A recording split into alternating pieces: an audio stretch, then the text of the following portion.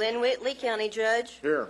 Roy Charles Brooks, Commissioner Precinct 1. Present. Andy H. Wynn, Commissioner Precinct 2. Here. Gary Fickus, Commissioner Precinct 3. Here. J.D. Johnson, Commissioner Precinct 4. Here. Constitutes a quorum. Thank you very much. Our invocation today will be delivered by Tom Spencer. Just checking to make sure you were there. We are glad you're here. After the invocation, please remain standing for our pledges.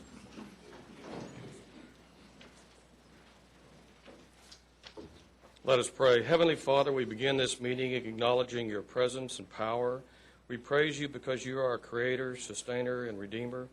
We praise and honor you because you have granted us eternal blessings. We give you thanks for this community and the privilege to serve. We give thanks for high hopes and noble causes and for understanding of different views. We give thanks for all who have labored and suffered, who have toiled so that others might live in dignity and freedom. We're thankful for all those who assisted us during the recent storms, especially the staff and facilities in the precincts, as well as policemen, firemen, and the medical professionals.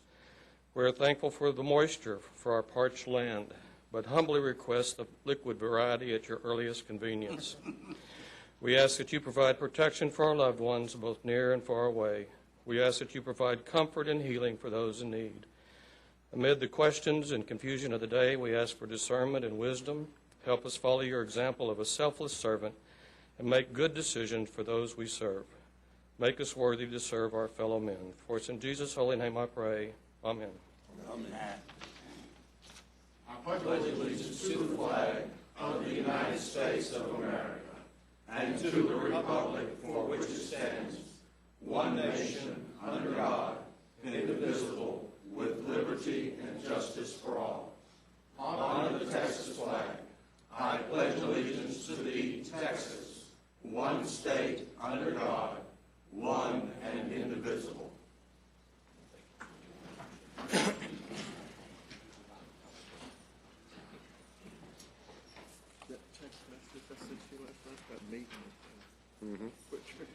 That was for my uncle. I didn't think it was for me. I had his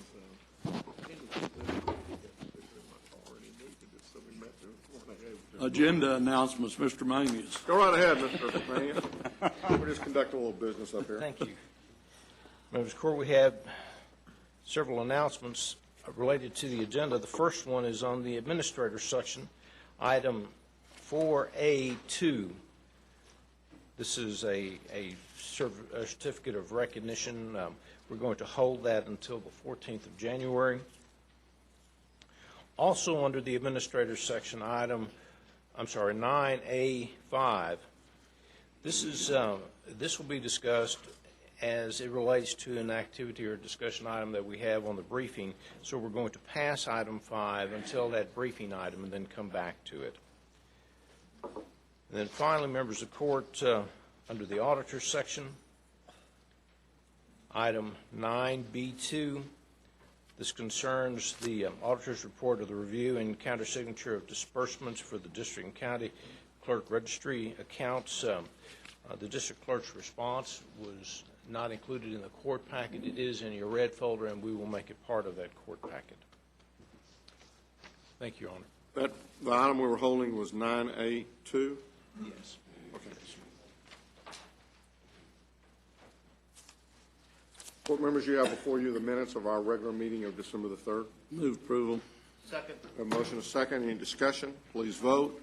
Motion passes unanimously. We have a couple of proclamations and some appreciation, certificates of appreciation. Commissioner Brooks, I believe you have a proclamation.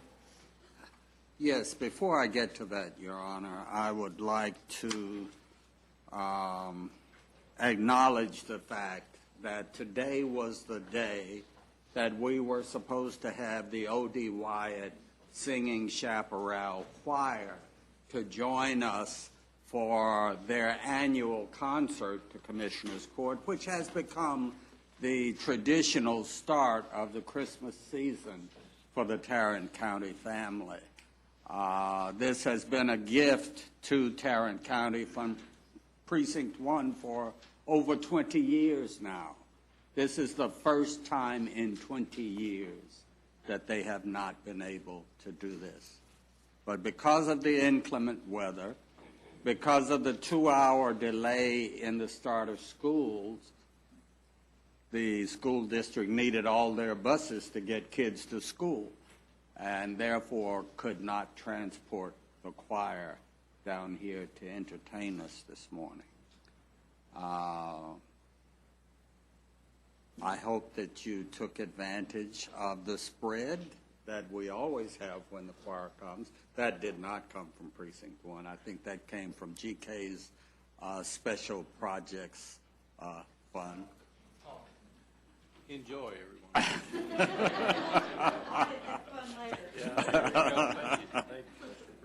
But at any rate, in spite of the fact that the choir could not make it, I want to wish you all a very happy holiday season, a very safe one, a very loving one with your families and your friends.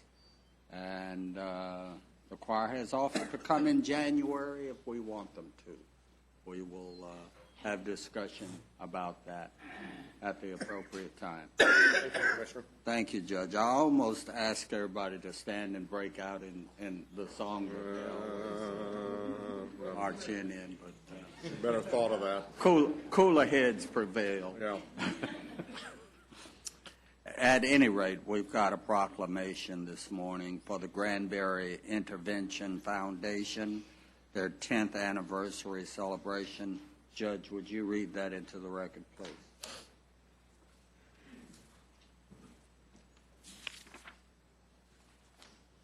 Whereas on December 19, 2003, the Granbury Intervention Foundation was licensed by the Texas Department of Family Protective Services as a child placing agency serving neglected and abused children, and whereas TGIF began operating with 1 employee and 9 foster families and has grown considerably and now employs 13 full-time and 5 part-time professionals with offices in Beaumont and Houston, and whereas TGIF has trained and licensed nearly 150 foster families since 2003, and on average serves approximately 90 to 100 foster children monthly, and whereas in 2007 TGIF was awarded an adoptive homes contract, and since then has placed a total of 23 children into adoption, and whereas with the purchase of the former Ambassadors of Christ Christian Academy, TGIF relocated its corporate offices into the 18,000 square foot facility and currently serves children, adults, and seniors. And whereas founder Sharon Granbury was recognized in 2005 by the Fort Worth Black Chamber of Commerce as Businesswoman of the Year, received the Sharcetta Milling CPS Black History Award from the Tarrant County Child Protective Services in 2006, and was honored as a finer woman by the Zeta Phi Beta sorority PSI Zeta chapter in 2008. Now, therefore, be it resolved that we, the Commissioners Court of Tarrant County, do hereby proclaim Thursday, December the 10th, Tuesday, December the 10th, or Thursday, December the 12th, as the Granbury Intervention Foundation Day throughout Tarrant County. And further, we celebrate 1 decade of continuous service and applaud the many efforts of Granbury Intervention Foundation has made and continues to make to providing a new beginning for children and families in Tarrant County.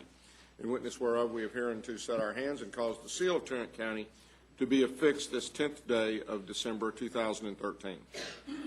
I would move its approval. Second. We have a motion and a second. Any discussion? Please vote. Motion passes unanimously.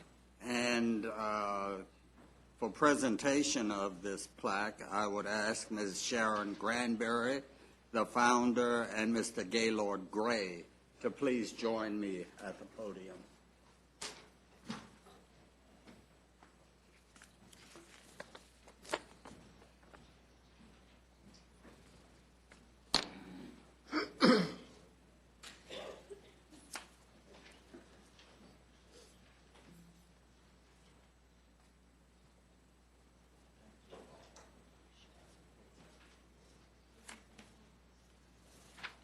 Good morning. Welcome.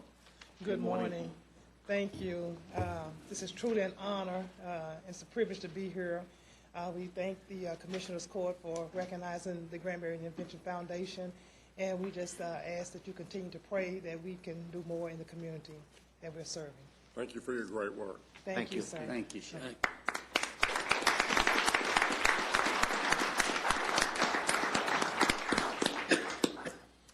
Last week, we talked about the diversion program, and so this week we presented some certificates of appreciation, and I'll move for their ratification. Second. A motion is second. Any discussion? Please vote. Motion passes unanimously. Move approval of the consent agenda. Second. We have a motion is second to approve the consent agenda. Any discussions? Please vote. Motion passes unanimously. Mr. Manius. Thank you, Your Honor. Members of the court, on item number 1 under the administrator section, we're going to request that the Commissioners Court cast its 556 votes as it relates to the Tarrant Appraisal District Board of Directors election.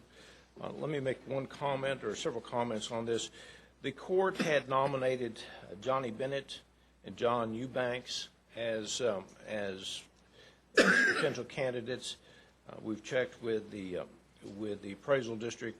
Mr. Eubanks already has sufficient notes to win that spot. So with that, we're recommending that the court vote its entire 556 votes for Johnny Bennett. And that will allow Mr. Bennett to be elected also. That's correct. Move approval. Second. A motion is second. Any discussion? Please vote. Motion passes unanimously. Members of the court, we're going to move now to item number 3, and I'm going to ask Mr. Mendez to address the court at this time.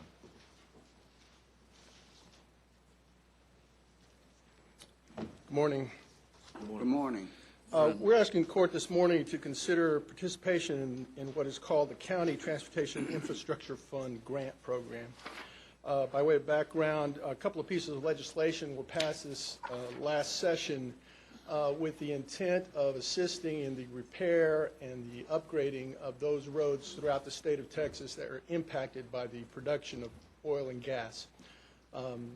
We worked with other county advocacy groups to get this legislation passed, but we were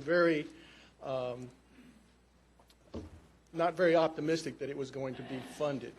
But lo and behold, the appropriations process did produce $225 million for this program statewide. The rules were very late in coming. The rules were not adopted until November the 21st, and those rules were released, and the eligibility by county was not known until very shortly thereafter, but this was only a couple of weeks ago, so we've had to kind of scramble once we found out that Tarrant County would be eligible for up to $2.4 million for our oil and gas impacted roadways. There is a required 20% match that has to be in cash, and there are two parts to this. In order to be eligible, the criteria is that the county be located in an impacted area, which we are, of course.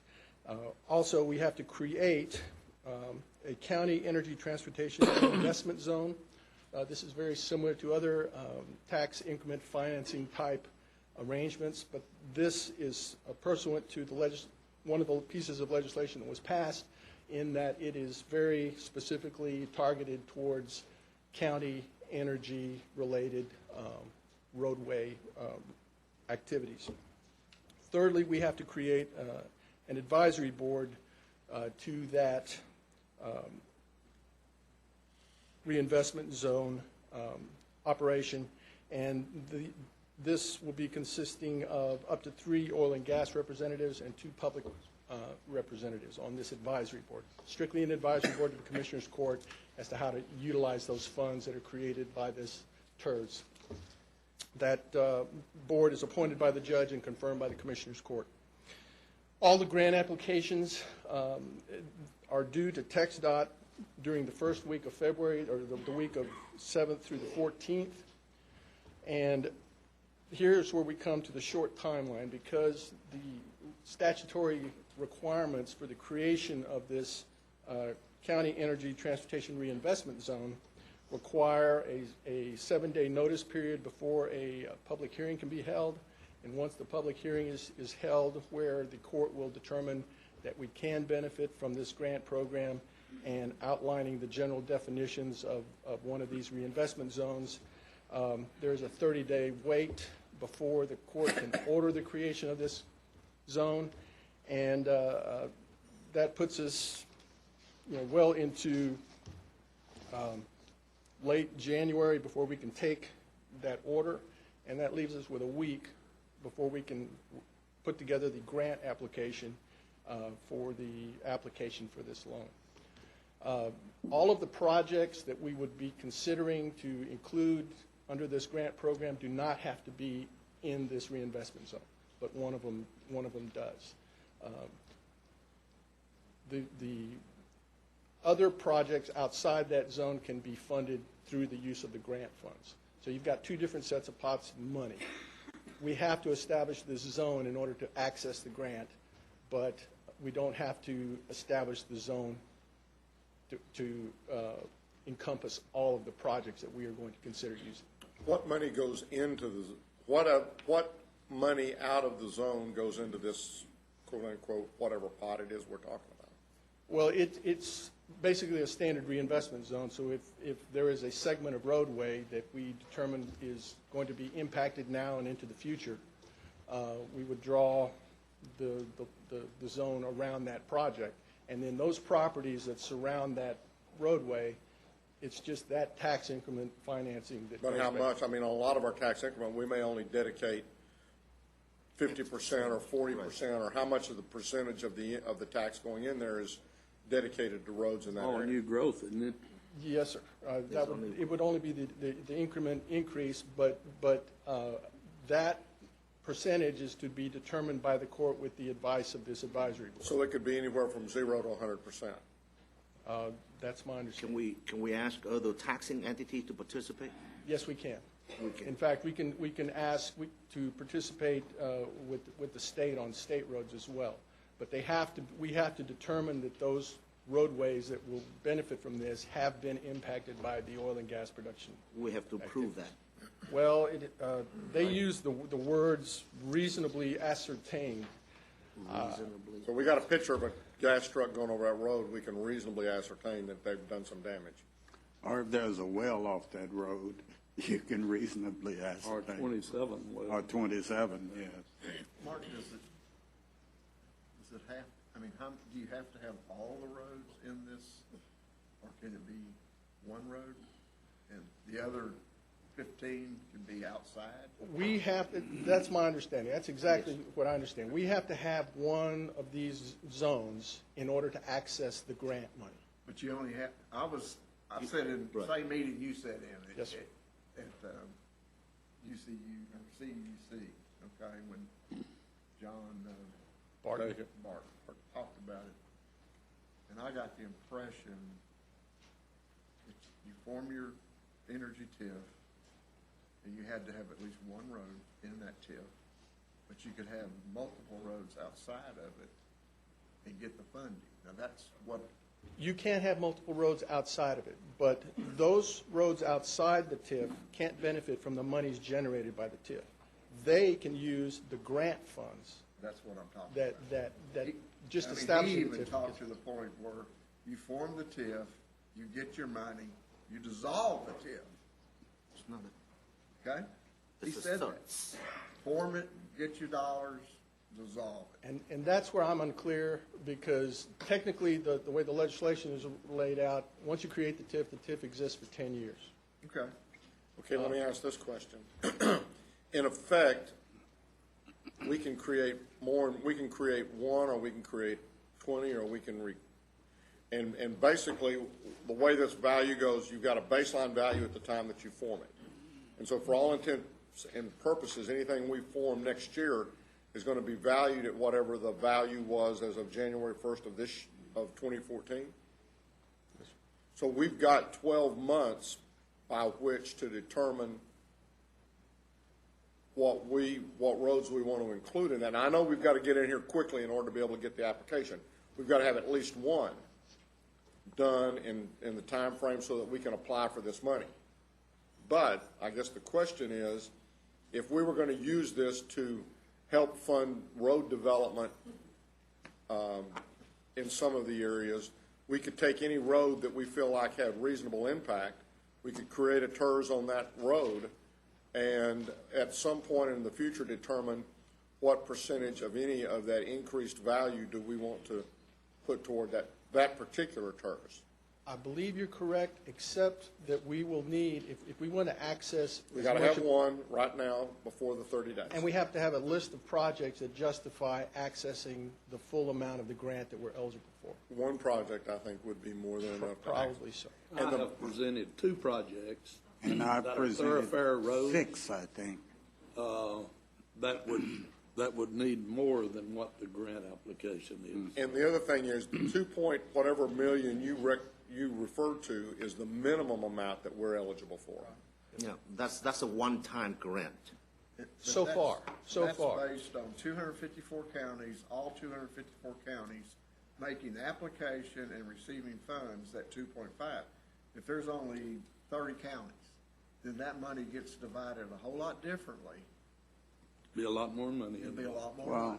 Yes, sir. they provided a list of counties, and it was substantially less than 254 who were eligible to participate in this program. But they had every county in the state on that list. I thought that there was a couple. I didn't think there was a whole lot less than 254. But I thought that there were maybe only 4 or 5 that didn't Well, there might have been. qualify. He said that there were 200. But remember that is the whole Conference of Urban Counties. You got 37 counties there that have 80% of the population of the state. I would suspect that 225 million is not. That's not necessarily the The biggest case. money went to like LaSalle County, which is in the middle of that Eagleford Ford. They got like 7 or 8. Look up LaSalle. They're getting 3 times the money we're getting. McMullen County. Yeah, 5.9. That would be down the Eagleford. You're saying the Eagleford They were all Trail. south of San Antonio. Martin County is 6. There was Ector County, Midland. and is that? I didn't think Midland had $5 million worth of roads in the whole county. There were some counties that were getting big dollars. A lot of dirt roads up there. And they'll apply, but all those counties that are getting fewer than $100,000 or a couple $100,000, they're not. John didn't think that, Martin didn't think that they'd all apply. Harris County, 751,000. Right. Okay. Put us on any kind of a timeline. Do we need to do anything today? Yes, we do. We have to set the public hearing? We have to set the public hearing today, yes, sir. We're going to ask that the court set a public hearing on this particular TERS for 10 o'clock on Friday, December 27th. Let's call it a CERTS to distinguish from the TERS. Do we have any idea what pieces of property we're going to declare this TERS? That is something the transportation staff is working on and has been in contact with the precinct offices to try to. What about being in contact with the affected landowners? To me, that's the big key. I don't know that we've been that far. This shouldn't affect the It property wouldn't. owners at all, because all they're doing is, they're just paying their regular tax bill. It's just going to a different place. They're not Yeah, it's paying not- any higher or lower. It's not going to raise or change, it shouldn't raise or change their taxes. Only if we choose to raise their taxes. Correct, but, you know, we've got to, We can't raise their taxes and not everybody. Everybody else is in the Yeah. counties. yes, you can. If you create a TERS, you can raise it in that TERS on on any new added value or any increase in existing value. If a building today is valued at $1 million and next year it's $1.2 million, that $200,000 increment, you can. I'm not- And any new building, you can. I'm not in favor of any part of that program. That's not my understanding, but And that's not my understanding. We have either. to create I've never the heard TERS. I understand that, and I'm willing to And do we have that. to set a tax rate. No, we've set a tax rate. We've already got a tax. If this is like a TIF. Commissioner- We may be able to do the extra, but it's like a TIF. It's gonna work just like a regular tax increment financing district does now. So the person within that boundary, that taxpayer, they're gonna pay their tax bill. Instead of it coming to the general fund, it just goes into this county energy That is correct. reinvestment zone fund, just like we do regularly with the It's not TIF an district. additional tax? No, it's not. It's just captured appraised value. Absolutely And I do want to clarify, the statute does call for 100% of the increment has to go in there. There is no decision on the amount. It says all of it. See, that's a problem.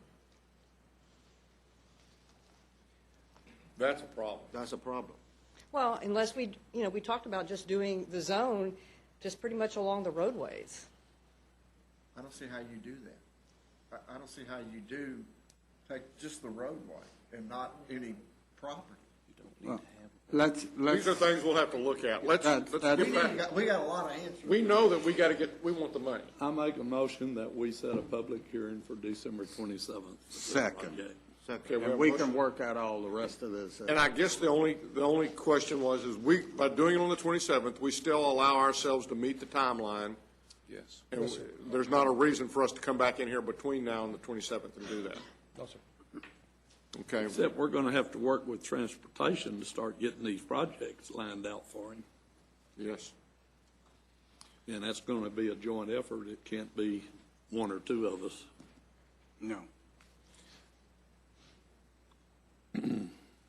And I think in part of the discussion that the four of y'all will need to look at as you kind of move into that is whether you want four or whether you want one, because again, we're just looking at bringing the money in.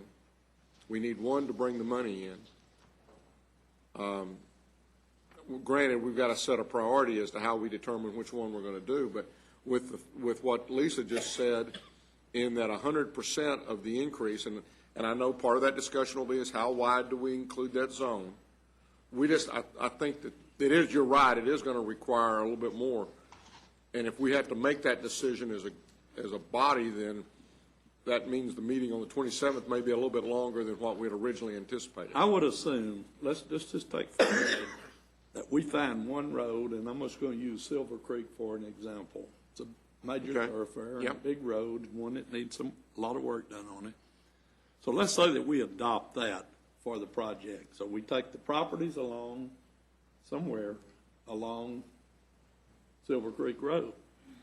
But then Gary Fictus wants XYZ roads added to this project. Well, I would assume that XYZ roads will also be included in this tax deal.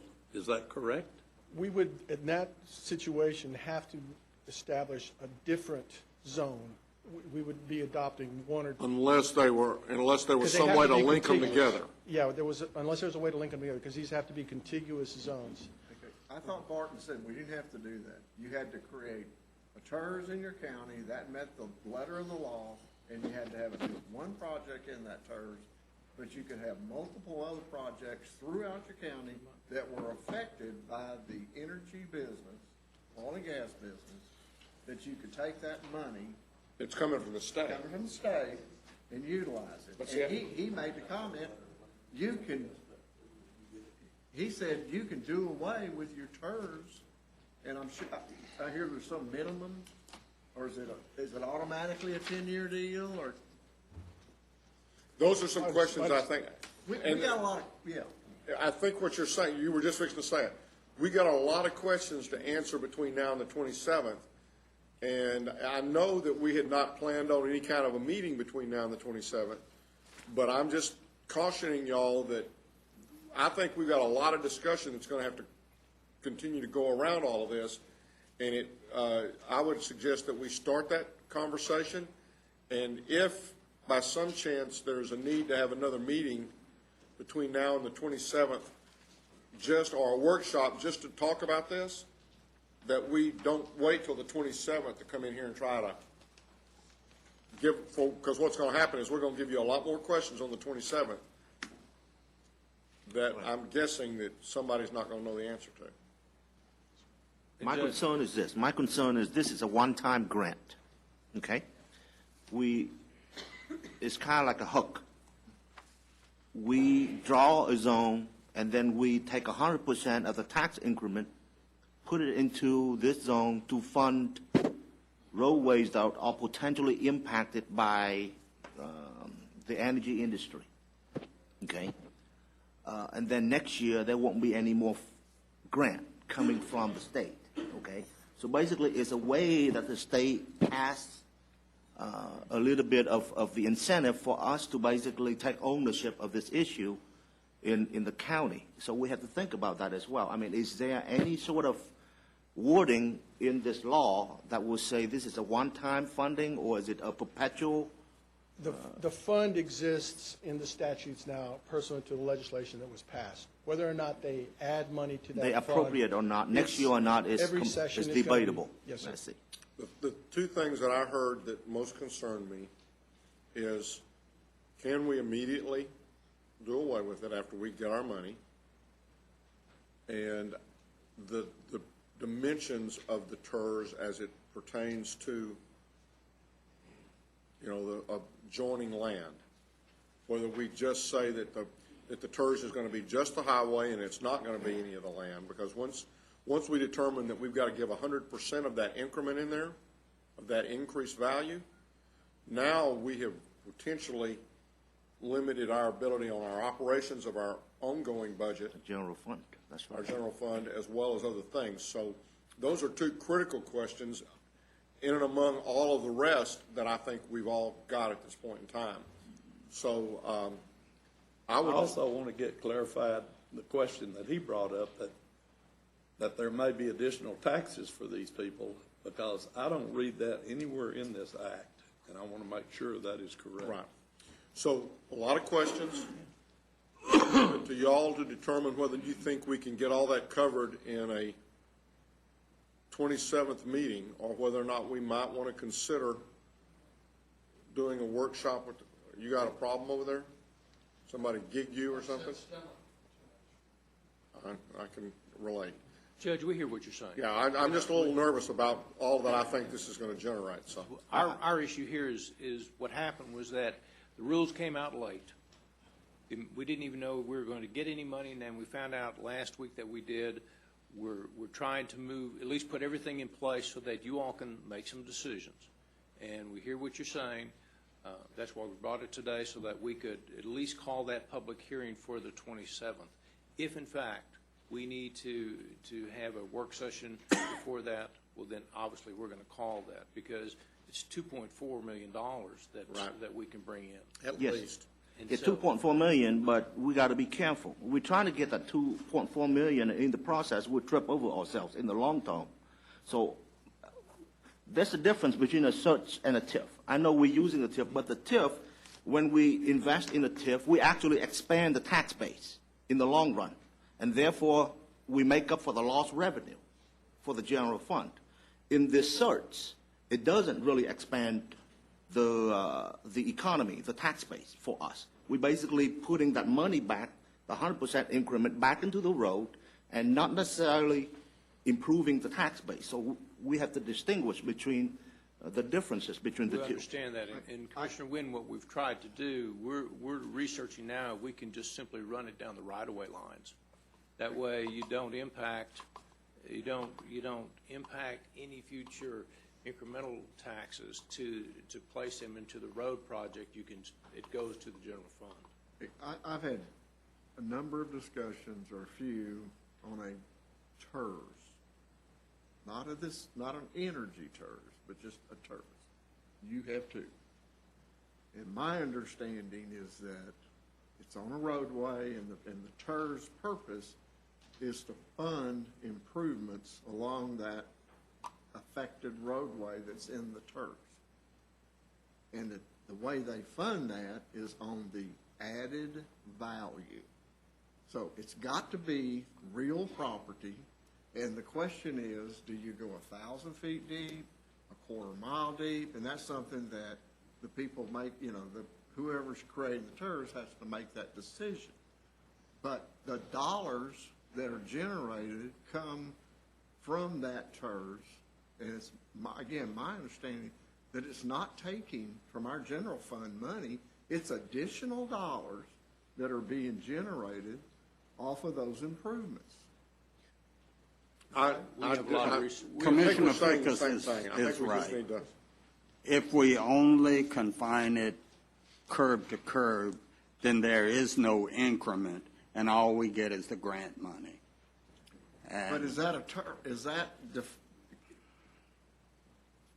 if you're only taking curb to curb or right away to right away, have you actually created a turf? Because there's no private property. Well, assuming that you have not created a vehicle by which you are Intact. allowing any increment to occur and be captured by the These are zone. still some of the. Yeah, I think these are the things. The one thing, we can keep the hearing, the public hearing for the 27th. By our motion that we've got in front of us right now to approve the public hearing, would that preclude us, if we decided for some reason that we wanted to move the public hearing up to a different date? We have to have at least 10 days notice on a public hearing? 7 days. 7 days. So if we were to decide that we were going to have a workshop on the 20th, and that we might want to have a public hearing at that, we probably ought to leave that public hearing at the 27th. Let's have a public You hearing could on still it. have the workshop on the 20th. Okay, so the Y'all need to motion, go find the facts. yeah, the motion that we have right now is to set a public hearing for the 27th. That's correct. And then we're asking y'all to gather facts and determine whether or not there might be a need for another meeting between now and then, after consultation with the court members as well as gathering of facts. I'd like to call a question, please. Everybody vote.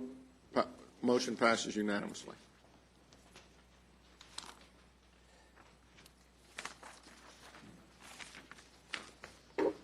Members of the court, if we could go to item number 4 under the administrator's section, we're requesting that the court authorize electronic submission an FY15 Texas Department of Transportation Traffic Safety Grant application and resolution for the continuation of the DWI No Refusal Project. Move approval. Second. We have a motion and a second. Any discussion? Please vote. Motion passes unanimously. Thank you, Your Honor. Thank you. Ms. Snyder?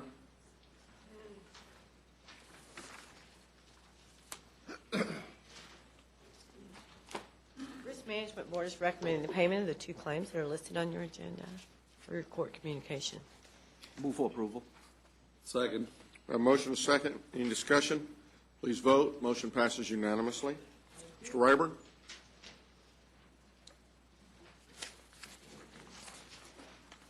Good morning.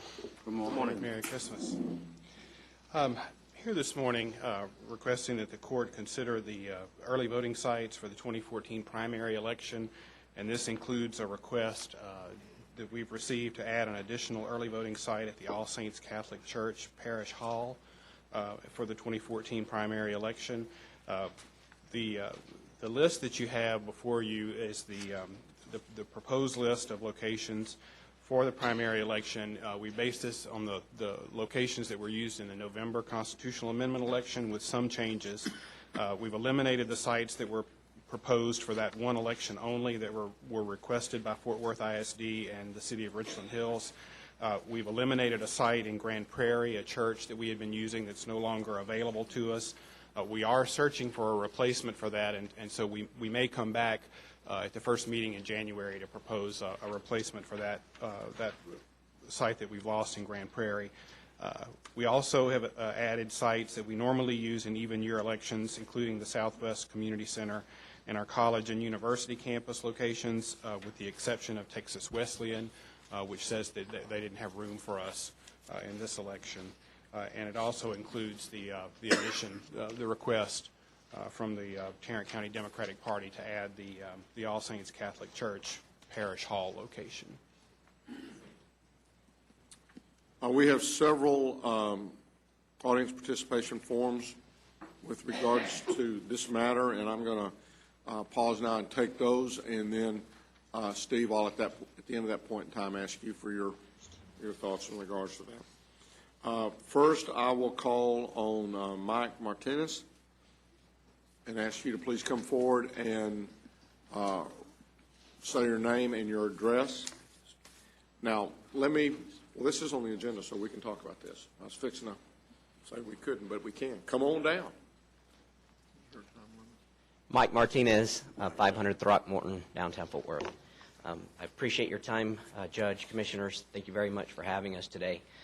I wanted to speak in favor of adding the location at the All Saints Episcopal Church, or Catholic Church, because it is imperative that we continue the great tradition that Tarrant County has in terms of taking the elections to the people.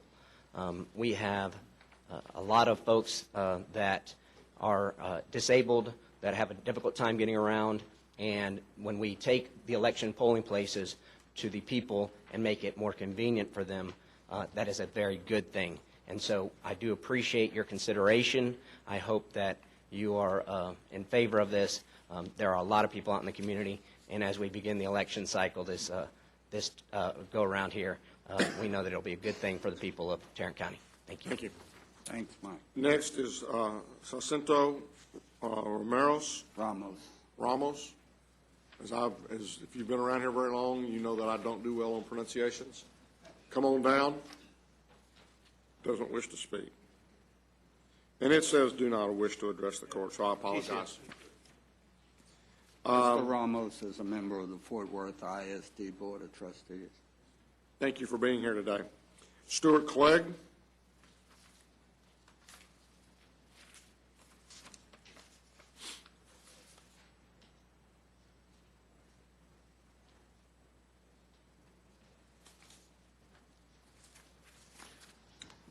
Thank you, Commissioners. Stuart Clegg, 3201 Odessa Avenue, Fort Worth, Texas. I just wanted to step down today. I think you have a letter from Fort Worth City Councilman Sal Espino, and he wanted to make sure that you were aware of his concerns and that he was strongly in favor of this early voting location at the All Saints Parish Hall. And he just wanted to make sure that you were aware of his interest in that. Thank you. Thank you. Thank you, Stuart.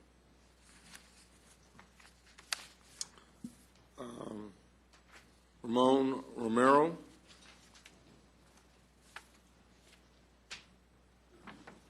Ramon Romero, 421 Conner Avenue, Fort Worth.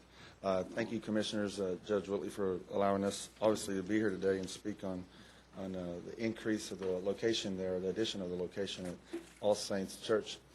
When you look at All Saints and what it means to that community, when you realize what Marine Park means to that community and what the city of Fort Worth has done for that part of Fort Worth, you'll understand, I hope, and I pray that you guys understand that this is a part of our community that we must do everything possible to re-engage at a greater degree, to really become a part of the process. And I think that's what's really important to us that have been or are elected officials, is that that we turn out voters way greater than the degree that we have, and do as much as we can and everything that's in your power to put those early voting locations in those communities wherever it is convenient. I think Mike brings up a good point that we take the elections to the people instead of all the hard work that so many people have to do. And unfortunately, in some of these communities where the households where both parties work, they don't have the ability to go out and pick people up and take them to the polls. There are some locations, even if we continue to do this and look into where these locations are, they're not necessarily in the heart of our communities. Catherine? And I think that no location, certainly within the north side, would speak to being in the heart of the community as great as this location here at All Saints. So I'm strongly in support, and I pray that you guys will also be in support of that location. Thank you very much. Thank you. Thank you. Thank you. Lupe Alvarado's, I'm going to get this one wrong. Switala. Come on down and just give them your name and address. Guadalupe Alvarado Switala. Well, I would have gotten that one wrong. Polish and Spanish. Thank you. Good morning. Thank you for having us here this morning. Thank you for being here. I'd like to, I'm here to just voice my support for the opening of this extra poll site, because it is, like Ramon said, the heart of the community. It's where people go for, we don't have a Zócalo or a plaza, but that's our Zócalo and plaza. That's where everybody, All Saints is the center of the Hispanic population. And when you think of just the nearest pole place, if you have an 84-year-old mother like I do, the church is the first place she wants to turn to and go to and assume that there is a pole place there. I think this is a perfect place to have a pole place, and I am here to show my support for the opening of this pole place. Thank you so much. Thank you. Thank you. Steve? Comments, thoughts? We did visit with the staff at the All Saints Catholic Church, the parish hall. It is available to us. There is a suitable area for voting. They will charge us a rental fee of $500 per election, but they will not allow campaign signs on their property. We looked in the vicinity. There is a library nearby, and for a short time we thought that might be a suitable location in that neighborhood, but it's really not large enough. We wouldn't be able to get more than 4 voting booths in there. It's just really not adequate for voting. Do our locations normally charge us to rent? We have a couple that do. Most of our early voting sites are in public buildings, but we do have a couple that do charge us. Non-public location. Correct. Non-public. And we have a couple of locations where we have to pay a custodian to open or close on a Saturday, usually a very minimal charge. How many total sites would it make if we?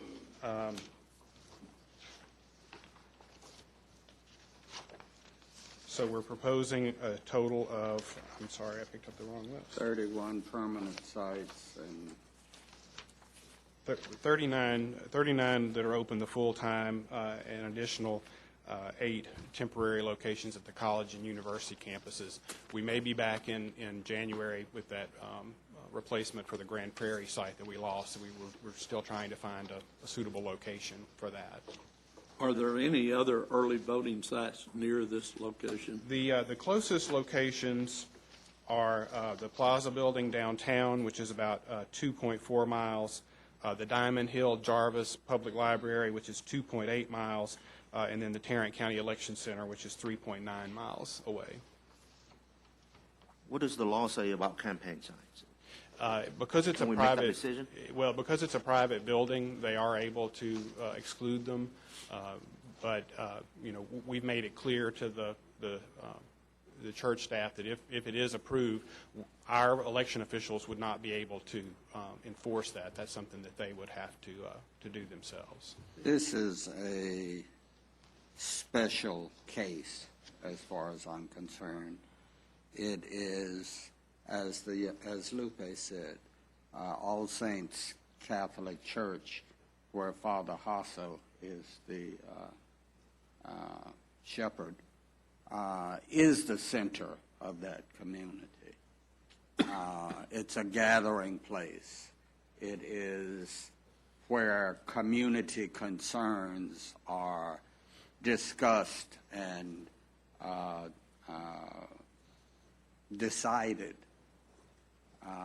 It is integral to that community. I think that we should go ahead and do that, and accordingly, I make a motion to approve the entire list of permanent sites and temporary sites that Steve has submitted to us this morning, and that list includes the site at All Saints Catholic Church Parish Hall. Commissioner Fickens, do you have a question? I'll second, but I do have a comment. Sunday voting's not going to cause any conflict with their parishioners coming and going. I know they have mass every day, but I believe that I did not go on the site visit, but I'm told that the parish hall is separate from the church parish hall building. is separate from the sanctuary, yes. okay. And it's the $500. Is that on the high end, the low end? That's probably on the low end. We pay a couple sites a little bit more than that. That includes we're not having to provide security or cleanup, janitorial? No, our big cost is personnel, the personnel that we pay to work there, the election officials. That's really our major cost. You know, and I guess along that lines, one comment, I don't have any problem with approving this motion, but as Steve and I looked over these early voting sites, as he mentioned, we have 39 permanent, some 8 temporary. When you look at other counties, Harris County, which is more than double our population, has probably about 10 or more fewer sites than what we have. We have sites where in the entire period in some of our elections, because we try to hold these sites consistent, but we'll have less than 200 or 300 in some of those instances over a 14-day period, which says that we're spending a lot of folks' time and paying for a lot of time for them to sit there, and there maybe be 1 or 2. I agree. I want to put the early voting places where it will encourage people to come out and vote. I'm disappointed, as many people are, in the number of folks that come out to vote. But I also think we have to look at it from, you know, if we're having an early voting site and people aren't coming to vote at that site, when they can go to any early voting site in this county and vote, then we need to look at either closing that place down and finding some other place that will produce higher numbers, because just to continue to add and not look at it from a standpoint of what results we're getting from that location, I don't think is the best way to go either. I completely agree with you. We ought to look at all of these sites. And that's what I'm saying. And determine whether or not they are being effectively utilized. But that's a separate issue. I said it was. Yes. Thank you. You're welcome. And so at this point in time, I don't have a problem with going forward, but I would just like to say that between now and I think the general election, I want to look at the sites and potentially determine whether or not there are better sites that we don't have on there right now, or sites which we should eliminate as we go forward from this standpoint. Each one of these sites costs us approximately what? Minimum of about $10,000 personnel costs. It can be more if we have to add additional personnel, but that's usually our minimal cost with the minimum number of personnel at a location. So I'm glad that we're going to do this. I would just encourage to make sure that we get folks to vote from that perspective, and because I think we do need to, we keep adding, I think we've got to stop and evaluate what results we're getting from the sites that we have, and either eliminate some and maybe add others or do whatever. But we should establish some sort of a minimum that says if we don't hit this minimum over a period of times, then we're not going to continue to spend the money for the results that we're getting. Any other discussion? Please vote. Motion passes unanimously. Thank you. Thank you. Mr. Phillips, let me start by asking you to please thank your folks for all of the hard work that they, as well as your precinct maintenance crews, the folks who, regardless of whether we close or not, come in and make sure that the facilities are safe in and around it, and make sure with your road crews, that the roads, I know your crews work far beyond just the county roads and bridges. They worked with TxDOT, and you used your equipment to help. TxDOT, cities, water district, everybody that needed help. So I want to thank everybody in the county who's really gone out of their way and has worked some very, very long and hard hours over the last several days. We appreciate it. It is requested that Commissioners Court approve change order number 3 to the W.G. Yates & Sons Construction Company and Vendine Construction Company contract to construct the Civil Courts building included in the 2006 Capital Improvement Program. Brings us back to the original amount. That's correct. Move approval. Second. We have a motion and a second. Any discussion? Please vote. Motion passes unanimously. Thank you. Thank you.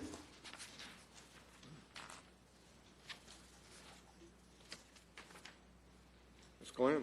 Good morning. Good morning. We have 6 items for the court this morning. The first item, we're asking the court to receive and file the personnel agenda. Second. We have a motion and a second. Any discussion? Please vote. Motion passes unanimously. Item number 2, we're asking the court to approve United Healthcare Insurance Company Stop Loss Policy Amendment number 3. The court may recall that it actually approved stop loss coverage for 2014 this past August. As you may recall, there's no rate increase for 2014, so we'll be paying exactly the same rate that we did in 2013. We're estimating the cost to be around $1 million. Move for approval. We have a motion and a second. Any discussion? Please vote. Motion passes unanimously. Item number 3, we're asking the court to approve amendment number 2 to the Administrative Services Agreement between United Healthcare Services and Tarrant County. This agreement will update the United Healthcare Agreement to include the health savings account fee of $1.25 per month per employee who participates in the health savings account. We're estimating the cost to be approximately $5,000 in 2014, and as a side note, as mentioned in your court communique, we had 330 employees who enrolled in the health savings account for 2014. Move for approval. Second.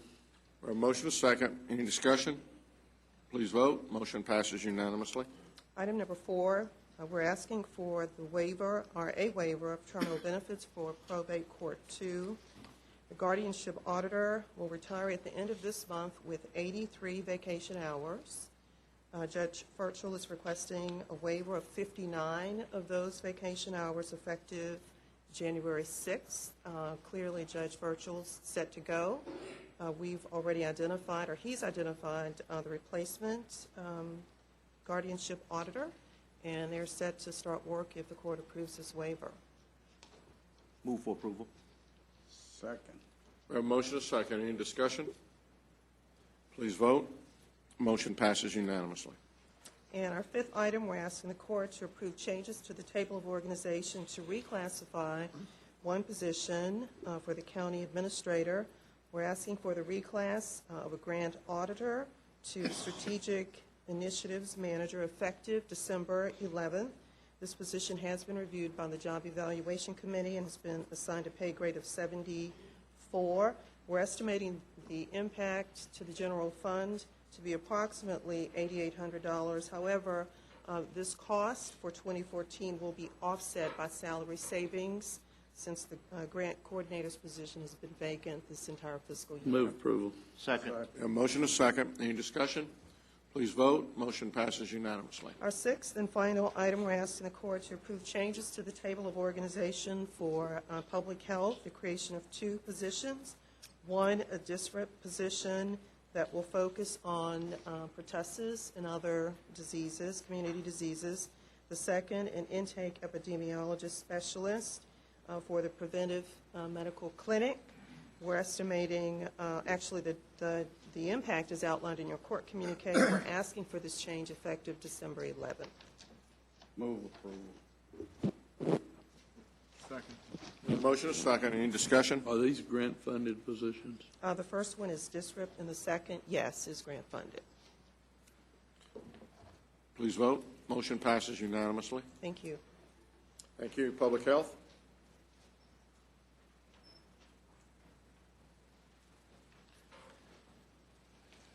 Good morning. Good morning.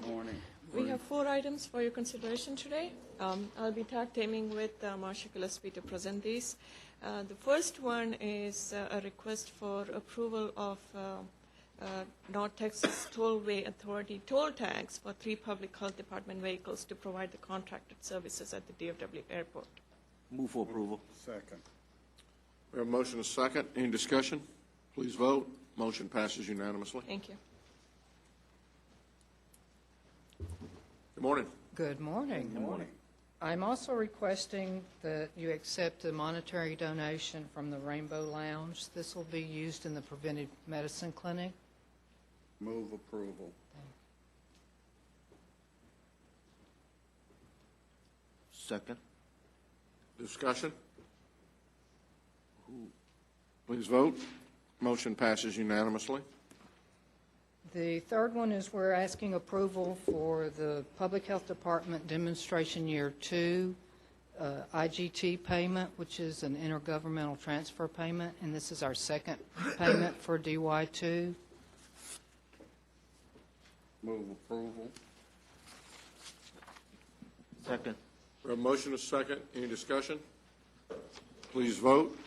Motion passes unanimously. And the fourth one is we're also asking for approval for the Texas Medicaid 1115 waiver 3-year project participation certificate. We asked for approval and got approval to submit this project in August, and this is just the certifications for this project. Move approval. Second. We have a motion and a second. Any discussion? Please vote. Motion passes unanimously. Thank you. One question, and she brought up the percussion, so you're probably not going to be the one to answer this I'm question. probably not, but maybe Dr. Currian can, but go ahead. It's my understanding that that vaccine has to be administered more than just one time when you're grown. How frequently does it need to be redone? And how do most adults get it redone? Pertussis vaccine. It's Tdap is a one-time vaccine. So you get it once and you never have to get it again? Yes, except for pregnant women. Pregnant women, the policy, the ACIP recommendations changed this year. So every time you get pregnant, you are to get the Tdap vaccine with each pregnancy. But everybody else, it's a one-time vaccine. There was some discussion at an earlier court session that you got the vaccine as an infant and you got it again at age 12 or so. Yes.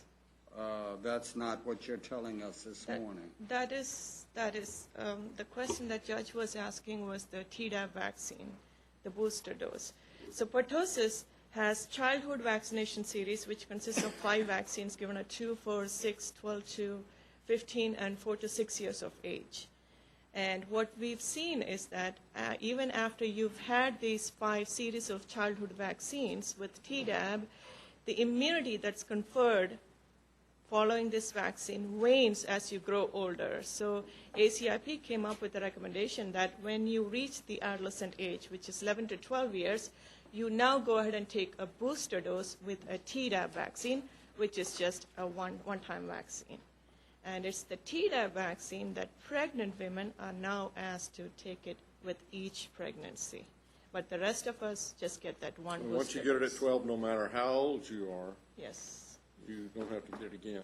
There was also some discussion that effective immunity from the shots that you get as an infant actually wanes about age 8. Yes. So there's a 4 or so year gap between the end of that initial immunity and when you get this Tdap booster. Tdap vaccine, yeah. The childhood vaccination, the 5th dose, you're supposed to take it between the 4 to 6 years of age, and there are several studies that claim the same thing. Maybe it wanes by 8 years, maybe it wanes by 10 years, but the most recent recommendation is that at least by age 11 to 12, go ahead and get that Tdap. The recommendation in effect is 11 to 12 years, not younger than 11 to 12, for the Tdap, which is the booster dose. And most folks that grew up in the U.S. would have gotten that vaccine. Tdap vaccine? Yes. Many of us were getting the TD vaccine in the past instead of Tdap, and now since the ACIP recommendation went into effect, all the providers are being educated. And so if you, and I'm just taking this opportunity to let everybody else in here educate themselves too, if you visit your doctor's office and you're offered the TD vaccine, you may want to start this conversation of having a Tdap in case you haven't got that in the past. So, yes. For some of us older folks, as we go to our doctor, is it likely, especially for us males who are not likely to end up in that state that you referred to earlier, is it likely that we're going to have that discussion, or they're probably not going to be recommending that, is that correct? Because they're going to make the assumption that we got it when we were much younger. much younger, I mean, the ACIP recommendation of having Tdap vaccine went into effect, I think, if I'm not mistaken, 2002 or 4, somewhere around there. So I guess that's my question. Yes. You've indicated we don't need to worry about it because we got vaccinated when we were younger. The childhood series, but you still need to get the booster in case you 12. haven't gotten the booster at 12 and older. Well, but I'm a little older than 12, and So I'm not I sure I would can remember recommend- back to when I was 12 and whether or not I got it. Are So- you saying that we as adults should Yes. discuss this with our doctor, and if we can't remember, maybe we get another one? Go ahead and get the booster dose because if you recall previous presentations about pertussis, we older segment of population are more likely to transmit the disease to the young and vulnerable segment of the population. So if you're around young kids, grandkids, I would recommend go ahead and take the Tdap vaccine. Tdap, not Tdap. TD. Tdap. Tdap. TDAP, yes. And that includes us men. Yes. that's what I Everybody. thought. Thank you, I think.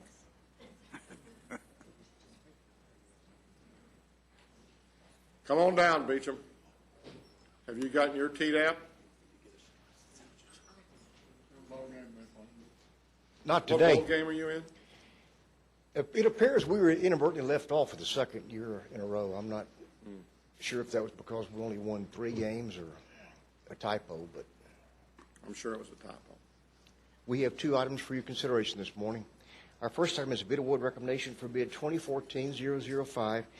This is a bid for the sale of used dynameters and analyzers from the Sheriff's Department. Our recommendation will be to award certain items on a per unit price basis to the high bidder, Eco Mechanica. Move for approval. Second. We have a motion and a second. Any discussion? Please vote. Motion passes unanimously. Item number 2, our last item, is also a bid award recommendation for bid 2014-024. This is our annual contract for automotive, truck, and equipment tires and tubes. Recommendation will be to award a per unit price basis, awarding to the vendor meeting our specifications, American Tire Distributors. Move approval. Second. A motion and a second. Any discussion? Please vote. Motion passes unanimously. Thank you. Appointments. There being none, then you have before you the claims, including the addendum. Move approval of the claims, including the addendum. Second. We have a motion and a second. Any discussion? Please vote. Motion passes unanimously. Briefing items, Mr. Manies? Thank you, Your Honor. We have several items for the court this morning. The first is an update on the activities of the Six Stones program. I was going to say, he's just about to leave. Mr. Shepard is here to address the court at this time. If you'd have waited about another 3 seconds, he wouldn't have been.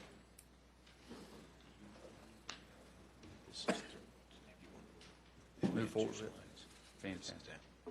Down, but very good. Thank you. Good morning, Judge. Good morning, Commissioners. Glad to be here today. Let me wish you a happy holiday. And as we head out of Thanksgiving and into Christmas, I just wanted to come down and say thank you for what you've done in the past year and give you kind of an update on what we've been able to do. As you well know, we were actually founded in 2009 January, so we're just about 5 years old. And at times you kind of wonder what a 5-year-old can accomplish, but we've done some great things because of your support. Our vision at Six Stones is to be a catalyst of hope that transforms lives, homes, and our community. And we've done this by building a coalition that provides solutions to meet the needs of our community together.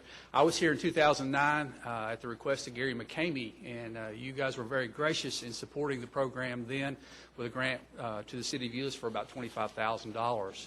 In 2010, because of a good thing, we invited the cities of Bedford and Hearst to join us in this process, and we went from Euless revitalization to what we call now community-powered revitalization in CPR. And this is our new logo and look for that program that we run. I wanted to show you just real quickly kind of the results. This is a home in Bedford that we did last spring under the process. And then this is what it looks like after the fact. I do have to claim I did not pick the colors on that house, but it looks a lot better. And this is the backside shed facility the family had. Looks like that today. Back of the house had extensive rot, mildew, weathering, and it looks like that today. Replaced siding, painted, caulked, and brought it up. we were excited during the fall blitz, or spring blitz this year, 2013, that we were able to celebrate in our 4.5-year history, surpassing the 200 home mark. And that was a great day. Judge, thank you for being there. And Commissioner Fickus, thank you for being a part of that. This is part of that collaboration. You've got school administration officials. You've got our 3 mayors involved, city managers there, some of our community business leaders. Also, if you notice the big orange T-shirt to the left there, that's Home Depot, and then the red right there towards the middle is Bell Helicopters. We've had some tremendous support across our community. This is the trend we've had. The red line in the center there shows you kind of what we've done over the last 5 years as far as the number of homes and properties we've worked on. We're hitting about 60 homes a year that we're participating in, and 2 predominantly major events that we do are the fall and spring blitz, where we see about 24 to 27 homes we work on collectively.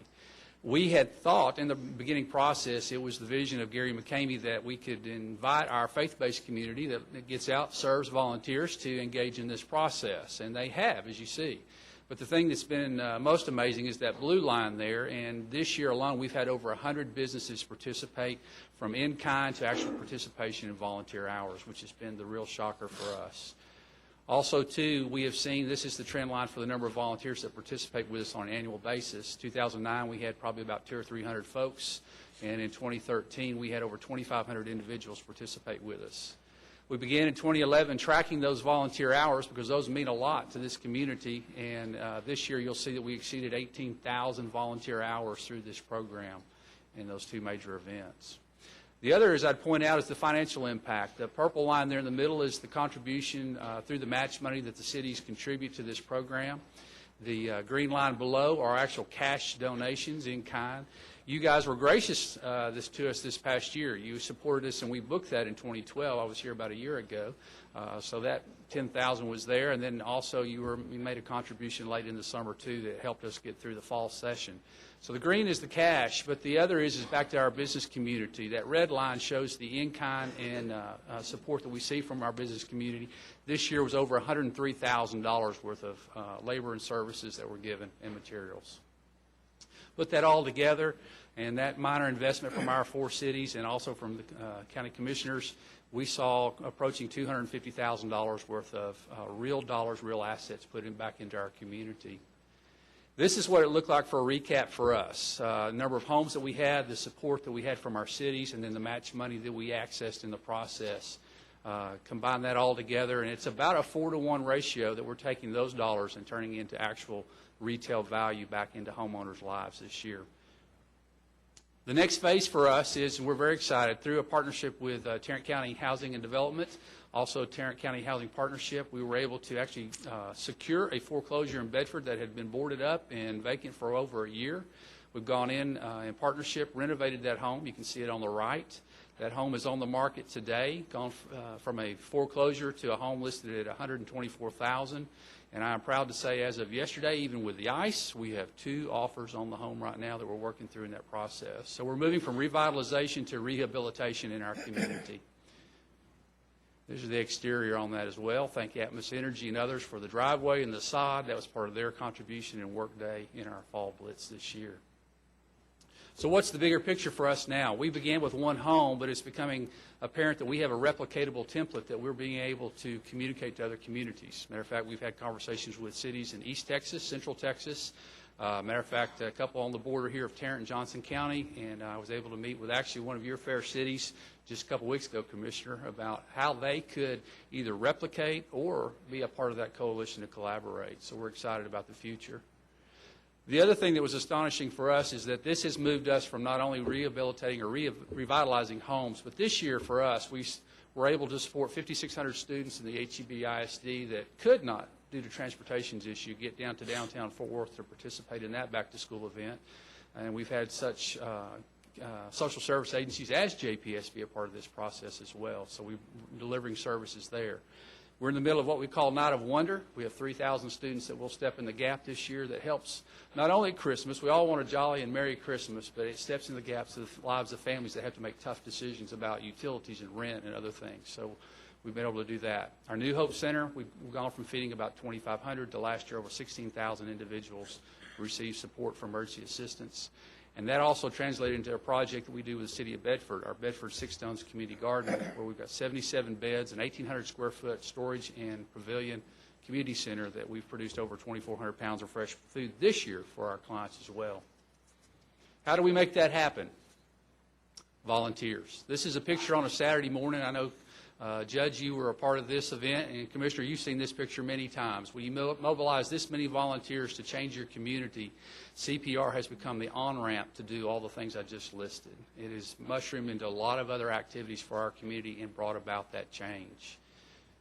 So what is our mission here? Our vision is to be that catalyst of hope that is transforming lives, homes, not just houses, but transforming our community. We spend an awful lot of our time talking about poverty and meeting needs, but we spend the majority of our time talking about those like you and I that live outside of the realm of poverty because we want to create the community we desire.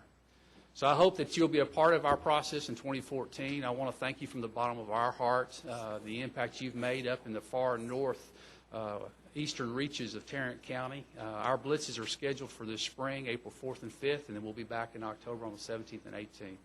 But I do thank you. We do appreciate the hard work and the investments you've made. God bless you guys, and I hope you have a great holiday season. Thank you. Thanks, Scott. Members of the court, we can now go to item B, which is discussion of our fiscal year 2013 cash carry forward and other cash balances. Ms. Tidwell.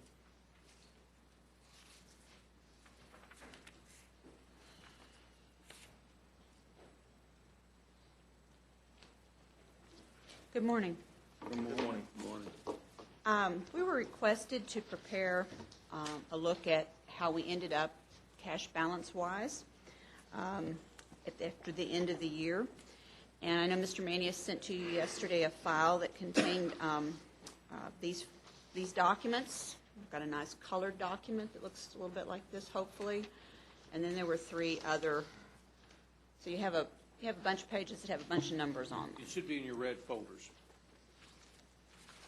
Yes, the colored one is on the last. Yeah, there's four of them, and the colored one is the last. The top one says General Fund Road and Bridge FY 2014 budget. And I'm going to walk you through here at a very high level. The back two items, the colored page, we'll start at the back, is identical to the page that I met with each of you and discussed back in June. And it's simply a look at the funds that the court has control over, the primary operating funds and the discretionary funds. And it looks at where we were compared to where we thought we would be. So if you look over in the blue, you see the general fund, and it talks about, as part of the budget process, we estimate how much cash will be available on September 30th or 10/1.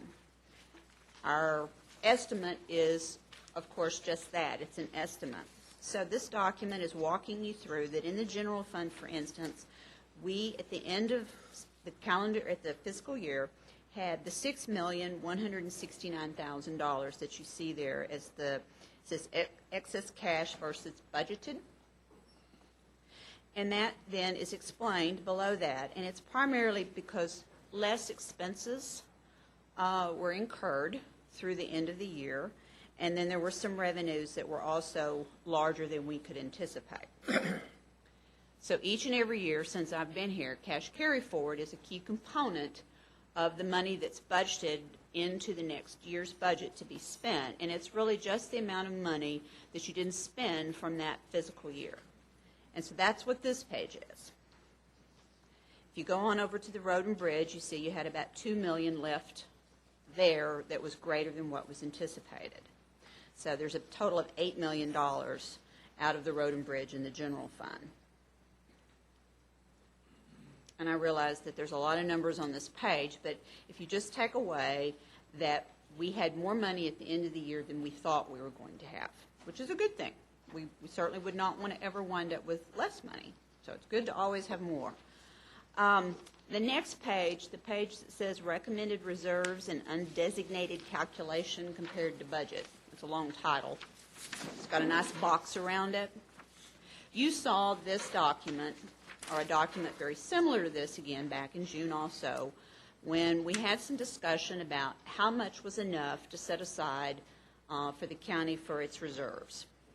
This document, again, I'm not going to walk you through all these numbers because there's a lot of them here. I'd be happy to sit down with each and every one of you and do that. But for purposes of today, if we look at this, what this says is the top part talks about that originally we thought that the $40 million was what we recommended. So you come down to the line, the very last line in the first box. It says total recommended reserves and undesignated.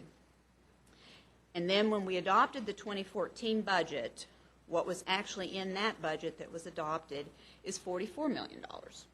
So you have $4 million more there than what we talked about back in the summer, back during the budget process.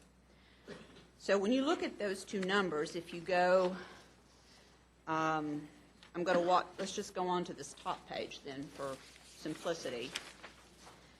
And this page attempts to summarize those two things I just talked about. The top part of this page says reserves and undesignated, and it shows you the difference between the $44 million and the $40 million, which says you have the $3.8 million in more funds, again, than were anticipated in reserves and undesignated. And then the bottom half addresses the cash carry forward, which is the $8 million that was on the colored page.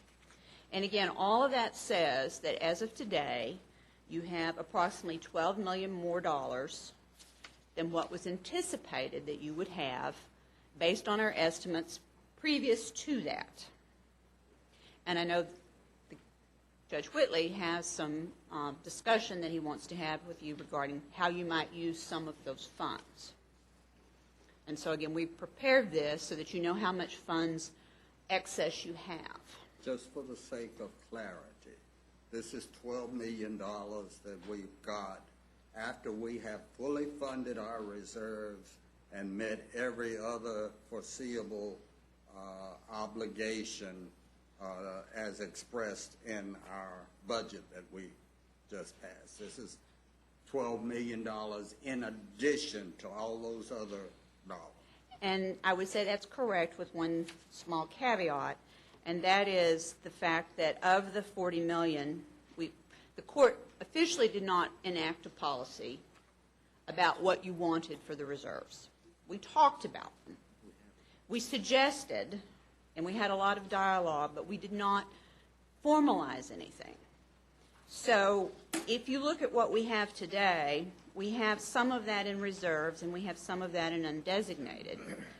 We historically have spent and can spend out of the undesignated, I'll say it that way. The reserves we don't touch. Whether we have the right mix between those two today, I don't know, since we don't have a policy. And my suggestion on that is that one of the strengths that was identified in the strategic planning process that you just underwent is that we are all very thankful and recognize the strong financial capacity that the county has. And maybe as we move forward next year in developing the goals and objectives associated with that particular item, it would be appropriate to have more discussion about adequacy of reserves and those types of things, and then have a policy that the court actually adopted. Makes it very difficult on my end, obviously, to answer your question unequivocally yes, because I don't really have a definitive answer, so I've not calculated that. The undesignated and the reserves certainly meet what we talked about. The reserves alone would maybe need a few more dollars added to it to meet that. But we've treated both of them the same, if you see what I'm saying. Yeah, and what I would remind the court of is that we first went through this exercise back in June, and we knew that this was our first stab at it. When we got to the budget, we also recognized that we were using estimates for cash carry forward at the point in time, and so when we passed the budget, that first set of numbers up at the top on this first page, we set a budget with undesignated and reserves of 44, which we, at that point in time, knew was approximately $4 million above what we had discussed as a policy back in June. And everybody felt, I think we all felt good with that, and I still feel good with that because we didn't try to get it down to exactly 40 because we knew the cash carry forward numbers were estimates. Hopefully, as Renee has said, hopefully we will always miss the cash carry forward numbers, will always be lower than what actually ends up happening. But we all, just for what she just said, we all want to err on the side of being conservative and making sure we have the funds there. But since June was our first time to do this, I think June or sometime before we get into the budget process is always a good time to refine the discussion or to check and see whether or not we still feel comfortable with where we are. You'll also recall that back in June we said we felt comfortable with an $8 million reserve in our insurance, but we weren't going to mess with it because we had the uncertainty of what was going on, and that uncertainty still exists. But I will tell you, at the end of the year, we had $12 million sitting in that. I was not expecting an equivocal answer to my question. Yeah. I was expecting a yes. Yeah, but I feel very good about where we are. I feel very good that we've got something now that we can say, where are we? And so there's always, and there's actually a third component because we've now started through this process and we realize that there were some things that we didn't. A third component here is we set our budget based upon is it a July the 25th tax roll or a September? Well, we go into our budget hearings, our discussions with the certified tax roll, which is July 25th. The final budget is based on the supplemental roll that comes out on September 1st. Right. We approve on September 10th. Right. So at the last week, we get information that updates. And traditionally, that number is higher, appraised value-wise, than it was July 25th. Yeah, I say traditionally because we have gotten it in and it was lower. But this year it was $1 million more. It was higher. Right. And so, again, we're always trying to err on being conservative. So, And the balance of the situation is, too, we do get revised revenue estimates from the auditor's office right before we approve the budget also. So there were some increases to the revenue estimates themselves. so there's a number of things that go into this. All that to say is I feel very comfortable with the process we began back in June. The end result of that is we now have, quote unquote, $12 million more in the road and bridge and GR, or our operating funds, than what we discussed as being a level that we felt safe with. And so if we're, last year we were told, and we continue to be told, that if we're going to do anything with TCDRS and that unfunded liability, that we need to do it prior to December 31st. And so I anticipate that every year we will have a discussion as soon as we get the actual final numbers from our auditors about what our cash carry forward number is, so that we can reconcile what we discussed in June to what we actually have at the end of September. And this is not as of today. This is as of September 30th. And so we've got an additional $12 million as a court to decide whether we want to just hold on to it, whether we want to do something with it. And if we do something with it, then what do we do with it? Now, And I might like to clarify my answer to Commissioner Brooks. I didn't mean to give the unequivocal answer. We're used to always looking at the cash carry forward piece. Ever since I've been here again, that's something we estimate, and that's something that we come back and we have to obviously reconcile because we're never 100% accurate. That's $6 million plus the $2 million. So out of the $12 million, the $8 million unequivocally is money that we have that we did not know we were going to have. The $4 million or so, the $3.8 million that's sitting over in the undesignated and the reserves, that's also money that you don't need to meet any of your obligations or to do any of the things that the county has set aside to do. But how much of it you might spend versus how much of it you might want to keep set aside in reserves and undesignated, I just was saying I don't have a policy. I don't have any guidelines on that. and based upon the conservative nature of the bean counters in the room, the more we get used to as a court spending some of that money, the more nervous we're going to get about what that reserve should actually be, and possibly encouraging us to increase it a little bit. Long and the short, we got $12 million. There's a discussion coming soon, and I don't know whether we want to, if there's any more you want to add at this point in time, or if we want to move into the discussion regarding the unfunded liability and the pension. But I guess who's going to lead the pension part? We can start that process. Joyce, you can also do that. Jim, we can go back and tee up that PowerPoint. We'll go back to item number 5 under the administrator section.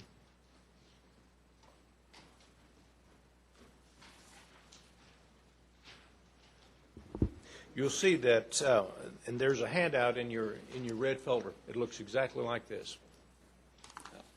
Okay? And Judge, I'll very quickly go over this in a 500-foot version of it. There was a discussion at staff level. Do we want to contribute anything more to the TCDRS to bring down the unfunded liability? And so we ask TCDRS to run us various scenarios that if we would provide $3 million more, $4 million more, or $5 million more. That's plan 1, 2, and 3. So I'm going to very quickly move through this. The key to it is basically if you'll turn to page 5. If we do not do anything different, this is our liability issue. And as you see in 2013, our contribution, that's plan year, which is calendar year. We're required to pay 13.84% of all salaries to the TCDRS to meet our contribution to fund our retirement program. Our unfunded liability is $182 million, and that's second to the last column. That gives us a funded ratio of 79.7%. If we now move to page 8, this is what happens if we would contribute $3 million more. Our unfunded liability would go down to $179 million, and our funding ratio would be at 80%. Now, according to our outside audit firm, 80% is considered a good funded ratio for 80%. Yes. What about 79.7? It rounds up to 80. The problem is when you start adding money, you talk about $3, $4, and $5 million. While that seems like a lot of money, it because of how the actuarials estimate these things, it doesn't have as great an impact as one might think, but it does have some impact. We would now go to page 11. You'll see that our unfunded liability went down. Our funded ratio increases to 80.1%. And then finally, if you go to page 14, which is the last page, this is if we would fund $5 million into the fund. Excuse me, the previous one on Plan 2, that was $4 million. On $5 million, you'll see where our unfunded liability goes down to $177 million, almost $178 million, and our funded ratio goes up to 80.2. That's just a very high overview of the impacts of contributing either 3, 4, or 5, or none to TCDRS. Your Honor? And I think, I would really like to see us stay above the 80%. Since we have the excess of 12, I would like for us to consider sending an extra $5 million in at this point in time and taking us a little bit above the 80%. Not much. It still rounds to 80% if you're just not carrying out that one digit. But, 4 million would do the same thing, wouldn't it? And it would put us up to 80.1. yeah, and 80 would put, yes, it would. So, I mean, I think that it's, whether we send 4, whether we send 5, I think we're in that ballpark. That still leaves us with with excess. And I would, as we continue to go further down the road of discussing reserves, I think we're going to all end up wanting to, keep a little bit more in that reserve than maybe what we've set right now. Well, we have many more weeks like the week we just went through. We go through money pretty fast. I don't know what the estimate is, but I'm speculating that it could be somewhere in the neighborhood of $450,000 to $500,000. Very easily, because you got to remember that the sheriff's department people are working, and they're going to be compensated for the time that our people were off. Yep. So there's a lot of money out there. Our road and bridge people pretty well worked around the clock. Well, we had shifts working 24/7. We had shifts working 24/7 as well.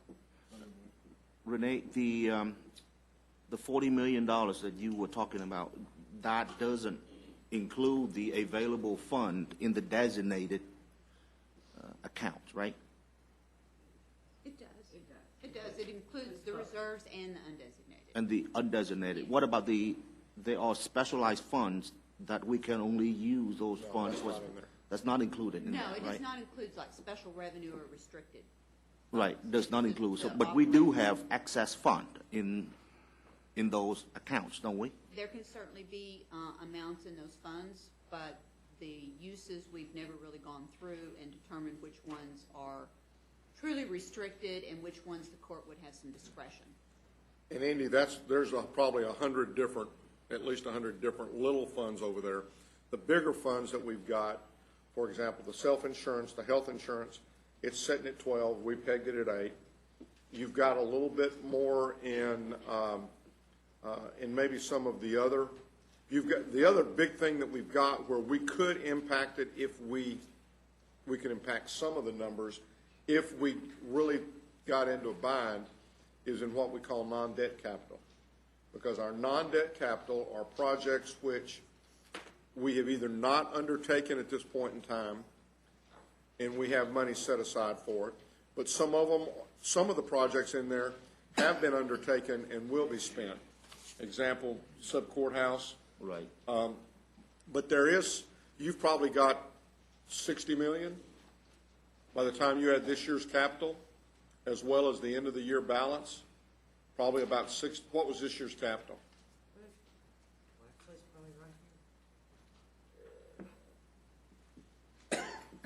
Laura's telling me it's on the page that's in the back page of that. 23 million.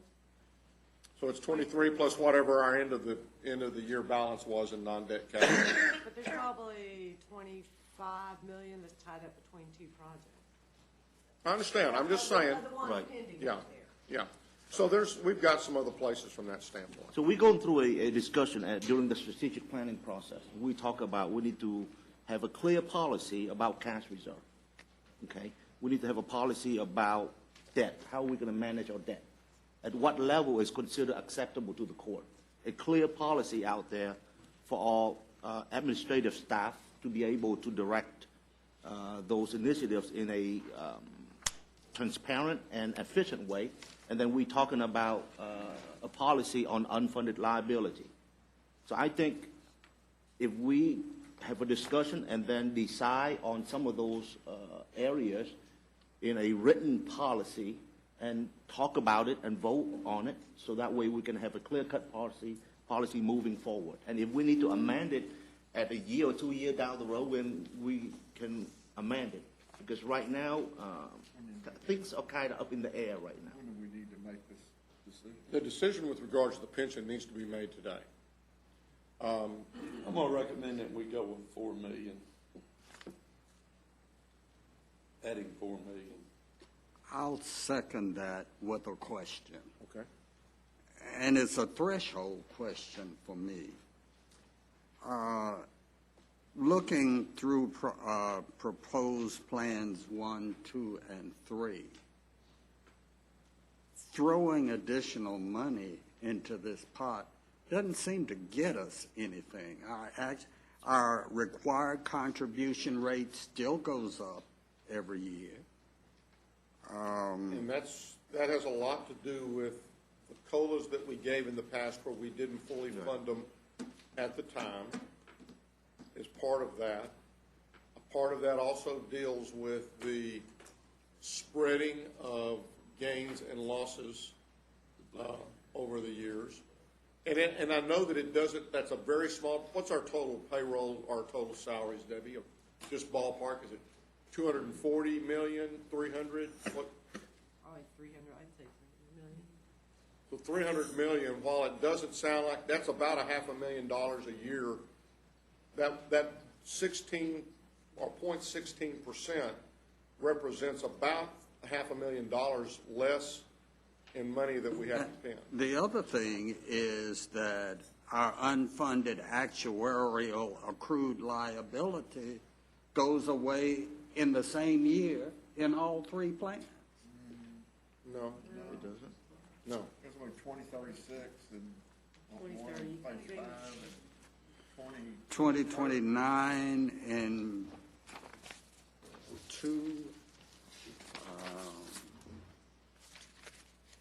Before the 5 million, that doesn't change the plan. Commissioner, I might, 2030 in 1. One goes in 2036. The one on page 5. And I think The difference is it about doesn't, 5 it doesn't show a whole lot of impact on an annual basis. You're right. I think part of the difference you've got to also look at, and, it's kind of a roll of the dice. Is next year going to be a good year in the market, or is it going to be a bad year in the market? They're making the assumptions going forward that we earn 8%. My unreadiness probably has more to do with my opinion of actuarial science than it does anything else. And I don't disagree with that at all, but regardless of what they do through their actuarial science, if we put the money there, that's money that will be hopefully gaining more than the quarter of 1% that we're getting, if that much, as it's sitting in our bank account right now. And it does put money away. It makes our financial retirement that we promised our employees a little bit sounder. I think we need to decide on what funded ratio we are comfortable with. Is 80% acceptable? Or is it 90%? Or is it 100% like Collin County? If we think that 100% funded ratio is a goal that we should strive for, then I believe that we can't come up with that kind of money. We can't. That's exactly right. I would tell you, I was hopeful that we were going to move we've been told, I think, that the average is around 88%. I would love to have gotten to 88%. And when we were originally looking, before we got these new projections through our actuarial friends, I thought we had an unfunded liability of 182, and by putting in 5, that might have moved it from an 82 up to an 85 on our way to perfection somewhere down the road. Such is not the case. With the $4 million, we're going to be able to maintain the 80, which I think I would really like to be able to do. And hopefully, if we have some good years in the market, then we can continue to look at it and can move in that direction. So it is 80% that we are striving for. 80% funded ratio right now. That's a minimum, I would say. Okay. 80 plus. 80 plus, We won't okay. get there if we don't do this. And Your Honor, and Ms. Garcia just mentioned to us that I know that historically TCDRS uses a 10-year cycle for its smoothing process. 20. Well, they told me yesterday 20, but that's okay. Anyway, Ms. Garcia says they're now moving to a 5-year smoothing process. So your numbers may change.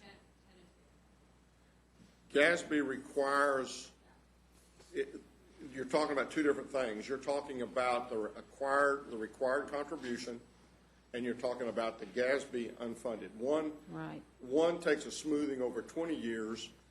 GASB requires that it be done, or is going to require effective 2015 financial that it be done over 5 years. I just went to the TCDRS board meeting in Austin last week, and it was explained to me, we don't know how TCDRS, but we are in a 10-year smoothing, and we just voted tentatively to go to a 5-year smoothing. We're going to wait till December numbers come in, and if it looks like we think it's going to look, then we are in February going to permanently vote 5-year smoothing, which is going to help us. I think they want to be more conservative to move to the GASB 5 years. But right now, Judge, the way it was explained to me, we are on a 10-year, not a 20. It's a 10-year smoothing that we've been using to deal with that 2008, the crash. I think we lost 29%. Then we turned around in 2009. They reported we gained 26.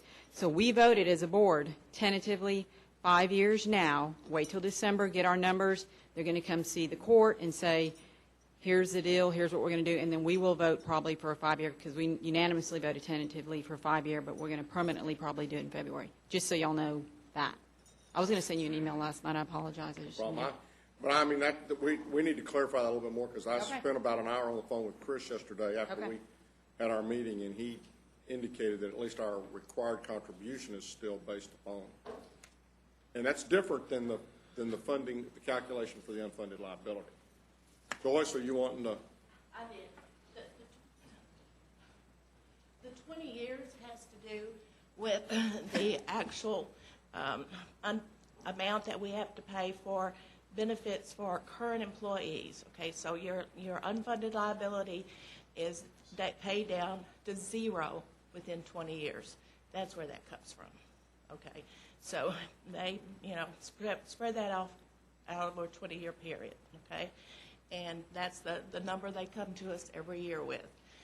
The only other thing I wanted to add is if the court does do the $4 billion, Debbie, we had budgeted, $14.57 for next year, and based on these reports, it looks like that number would be 14.44. So we'll save a little on the budget, okay? So to your point, Commissioner Brooks, is doing the lump sum contribution of $4 million repetitively year after year will lower our required rate that we have to pay each year, in addition to addressing that funding ratio. Okay? The operative phrase. Or we can leave the rate the same and then just add to it. So we don't want to change it. The operative phrase being repetitive and doing it year after year. Right. And that's a good point, Debbie. If we leave it at the budgeted number 14. Is that what we're voting today? No. Just a one-time for We're voting for one time. And I think one of the other things that we ask is because, as Mary Louise just indicated, there are some pretty formidable calculations coming for 2015. They're in the process, and they felt like they would have in the next week, very short period of time, an example of how the new GASB requirements were going to impact Tarrant County as far as what our unfunded liability would look like. A lot of that has to do with the way we adopt our COLA each year.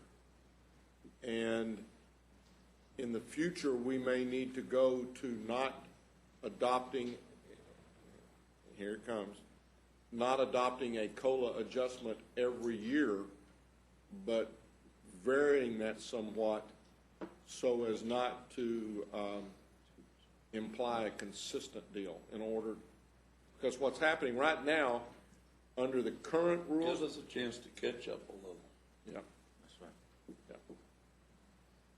So if there's not any other discussion. Your Honor, if I might add, not to discuss anything else, but would you mind adding to your motion that the court requests the auditor to disperse the funds without it first appearing on the claims register? I agree. Yes. So the motion, as I understand it, is $4 million, it to be able to be dispersed without appearing on the claims. and that we maintain the contribution level as was budgeted of the 14.56, 57557. Whatever it was. Second. Okay, well, I think we have a motion and a second, so please vote. Motion passes unanimously. And I just, the comment I would make, as with every one of our policies, I think we've set those there to try to help give the staff guidance. I don't think that any of those policies are written in stone. That's right. And as we feel like we need to address them, we need to address them and discuss these things. And I think especially as it pertains, and as we begin to look at the strategic planning, we may determine in the future that as cash reserves or cash excesses come available, that we want to set a laundry list of things that we would do. And as a court, I think that's what our role is to. We also have about 300+ million in debt. Am I correct? 342 million, or no, 300 probably 52 million. But we're still very low. I'm not very low when you look at our capacity. Not that we would ever get anywhere near that, but I think our capacity is probably somewhere north of $1 billion. And we're very low compared to other urban counties. And we want to keep it that way. Very much so. We want to keep it that way. Very much so. Next. Okay, members of the court, if we could now go to the final item that's on the briefing. That's just an update concerning the weather closing that we had Friday and Monday. And I know that we've thanked a lot of people. If I might, Your Honor, members of the court, I'd like to thank our emergency management group. They worked 24/7 on this also, plus transportation, central transportation. They at least provided us the information what you guys were doing out in the field, and y'all did a great job. So, Your Honor, I know that we put this on here because there were some discussions as far as what the county's policy is relating to closing the facilities, how we get the word out. If our current policy says basically that and this policy has been there for quite a while, says that the county never closes. We can close our buildings, but we don't close. And people that are supposed to report to work, they can either report to work, or they can take a personal day or a vacation day. We altered that this time, and appropriately so. Absolutely, and you know, quite frankly, when we passed that original policy, I don't think we ever had weather like this before. I mean, you know, last time I can remember us having this weather was the Super Bowl, and we had weather like this in 1987, right after I got on the court. You did. Huh? There was, 92 as well. But it was bad. Like yesterday, we decided to open at noon, okay? And then I received several phone calls from several constituents wondering how come some courts closed. Okay, I understand that we operate, each elected entity operates independently, but when it comes to dealing with emergency like we have been facing, that horizontal structure doesn't work very well. So that's correct. Exactly. It doesn't work very well. I don't know how to deal with that. I mean, we do have technology that can send information out to telephone, like a broadcast, like a robocall system, don't we? I don't know how that the problem that we have, and I don't know the right answer. I won't pretend to know the right answer.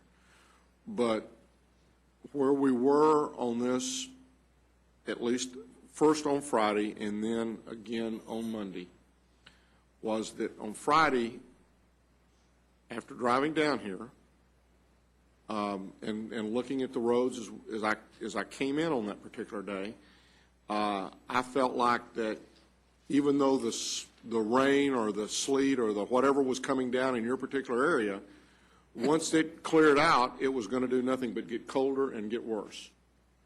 And you know, again, as I just said a few minutes ago, we've got a policy, and I think the policy is still true, and we're not going to close. but I think there's always going to be exceptions, and I think Friday was an exception, and I think Monday was an exception. Common sense has got to apply somewhere. And all we can do at the point in time is notify, we put it on the website, we put it, and then we put it out to the media. And then we depend upon the media to get that out. We don't run their business. And yes, we have 68 different elected officials who will, on any given occasion, be glad to tell you they run their areas. And I'm not saying that they don't. What, as a court, we can do is we can determine for the people who work for the court and for the buildings that they work in, at least as to whether or not we're going to, even whether we're going to have guards on those buildings, we can determine whether the buildings are open or not. Now, the sheriff's department is here, and many of y'all's folks were here. And so then the next step is, once we decide to close, the next step is how do we go about compensating those folks? How do we go about compensating the county's folks? And so when you start talking about how do you compensate the county's folks, you've got to look at folks who were working, who came into work. You've got to look at folks who were supposed to be off that day, who there's any number of deals. And there's not a well, we're just going to do this and everybody's treated fairly. So in talking with a lot of folks about the compensation portion of the deal, talking with the sheriff and with other folks, what I would like to recommend as far as the compensation goes is that for Friday, that we give everybody 8 hours of paid time off. It can be vacation. They can call it vacation. We're going to stick it in their account. And so that means if you had somebody that came into work and they were an hourly employee, they were not exempt, but they were a non-exempt employee, that if they worked 4 hours, that they put 4 hours on their timesheet. And I'm going to look at Craig and Keith there, and so when I screw this up, y'all start shaking your heads. But if they came in and they worked 4 hours, they record 4 hours, and then they go and they record 4 hours of vacation or paid time off. Now, we're going to put 8 hours. What I would suggest is that we put 8 hours in for Friday and 4 hours in for Monday. And then if somebody worked, they record the hours. If they didn't work, they record it as vacation or paid time off. And that way, we're treating everybody the same. Now, I'm sure somebody out there is going to figure out how they didn't get treated fairly. And I'm sorry. But in talking with a number of folks, I think the people who worked the hours, your road crews, the one thing that will work, I believe, even for them, is that unless you comp them time off this week, our pay period ended on Friday. And so if they worked more than 40 hours last week, they'll get overtime for the amount over that regular 8 hours that they would have worked on Friday. Then they started. Can I clarify that? Sure. Okay, the way overtime works is you have to work more than 40 hours to be paid more than straight time. And again, I'm going to rely on the guy in the back to make sure I don't get it wrong. So if in this example we give you 8 hours of vacation and you worked, you're not going to get overtime other than the straight time. Okay, let me ask this question. This person worked their regular 40 hours. The vacation, we're not telling them they have to put the vacation in on this. We're giving them 8 hours more of vacation that they've got. We're simply asking everyone to account for 40 hours, but 32 was all anyone had to work. For the normal people. For the normal people. But if I'm a road crew guy and I work 24 hours on Friday and I had already worked that whole week, then they would be paid for that, yes, sir. they would have 16 hours of overtime. But they have to work more than 40. They can't take the vacation, the 8 hours of vacation on Friday, and add it to their previous hours. In other words, if they'd worked, say, 4 9-hour days and they had 36 hours, See, here's where we get into it, because see, there's So not. if you worked 4 9-hour days and have 36 hours as of Thursday, close of business, and on Friday you work 10 hours, that's good. You still get paid for all the amount of time that you worked over 40. But on Friday, if you come in and think you're going to charge 8 hours of vacation, you only charge 4 hours of vacation because you're only going to get paid up to the 40. We're not going to pay overtime so that you can charge 8 on to 36 and get paid for 4 hours of overtime. So you have to work to be paid overtime. Now, I see Keith and Craig both grinning back there. But you have to work to be paid for overtime. You Do- can't use leave. Deal with a That's specific correct. You cannot use situation. leave to exceed 40 hours. So you can get up to 40 hours if you're going to use some leave balances during the week. But if you actually work 50 hours, you're going to get paid for 55 hours. For Now, that who week. out here But thinks you're we've got not a gonna- problem with what we just said? But you're not going to be able to use that 8 hours of vacation. You can use it later on. It's just going to be in your bucket. Okay? Let's say an employee worked Monday through Thursday, he's got his 32 hours. Okay, Okay, that employee shows up Friday and works 12 hours. okay. He gets paid. He gets paid 12 hours overtime? Yes. No. No. 8 hours straight time, 4 hours overtime, plus he gets a vacation 8 hours? Correct. Put into his bucket. Correct. Yes, sir. Okay, The You ma- use- you that's have what I overtime. thought you're talking about. Yes. The majority of my road crew works 4 10-hour days. So that would be Monday through Thursday.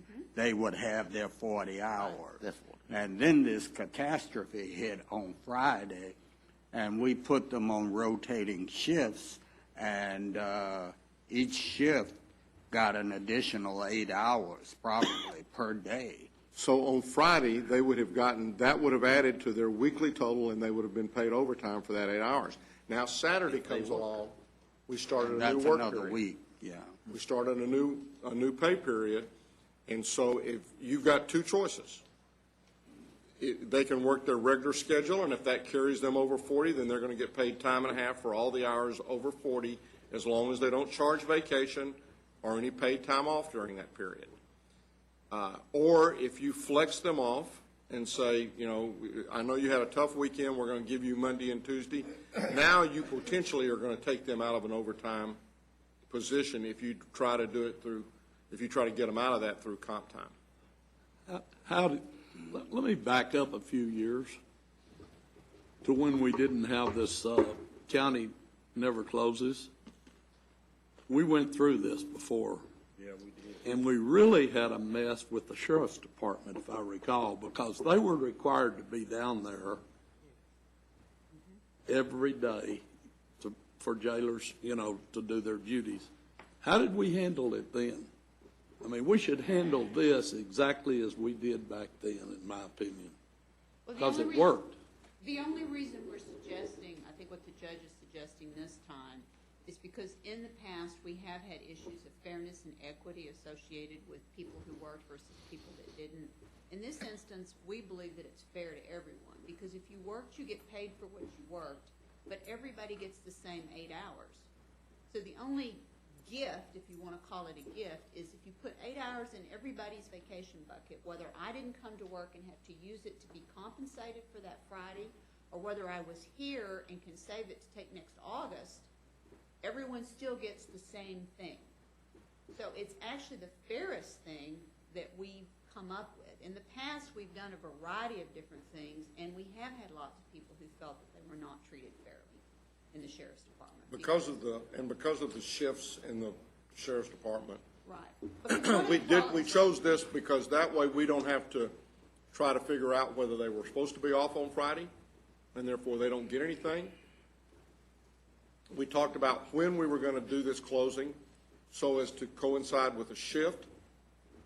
Well, let's go back to Roy brought up the fact that his people work 4 10-hour days, and some more of y'all may be the same. We're not. But how much time do they get? Do they get a day off, or do they get 8 hours of that 10 hours that they're? 8 hours is what I'm recommending. Well, they get paid though for the full, if they worked 40 hours, sir, Monday through Thursday, they get paid for their 40 hours, then they get 8 hours of vacation put in their bucket that they do not have to use. 8 hours. 8 hours. But that's the way we treat people.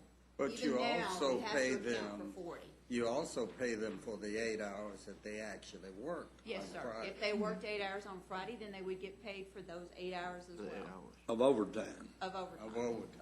If What it if they exceeds did not 40 work? hours. Then they Then have they to get the- account for time. If they already have their 40 hours, then they don't have to account for anything. They're good. And they still have 8 hours in their bucket to use in August. So if they did not work on Friday, they would still get 8 hours of vacation. Everyone If- gets. If they have 40 hours for the week already.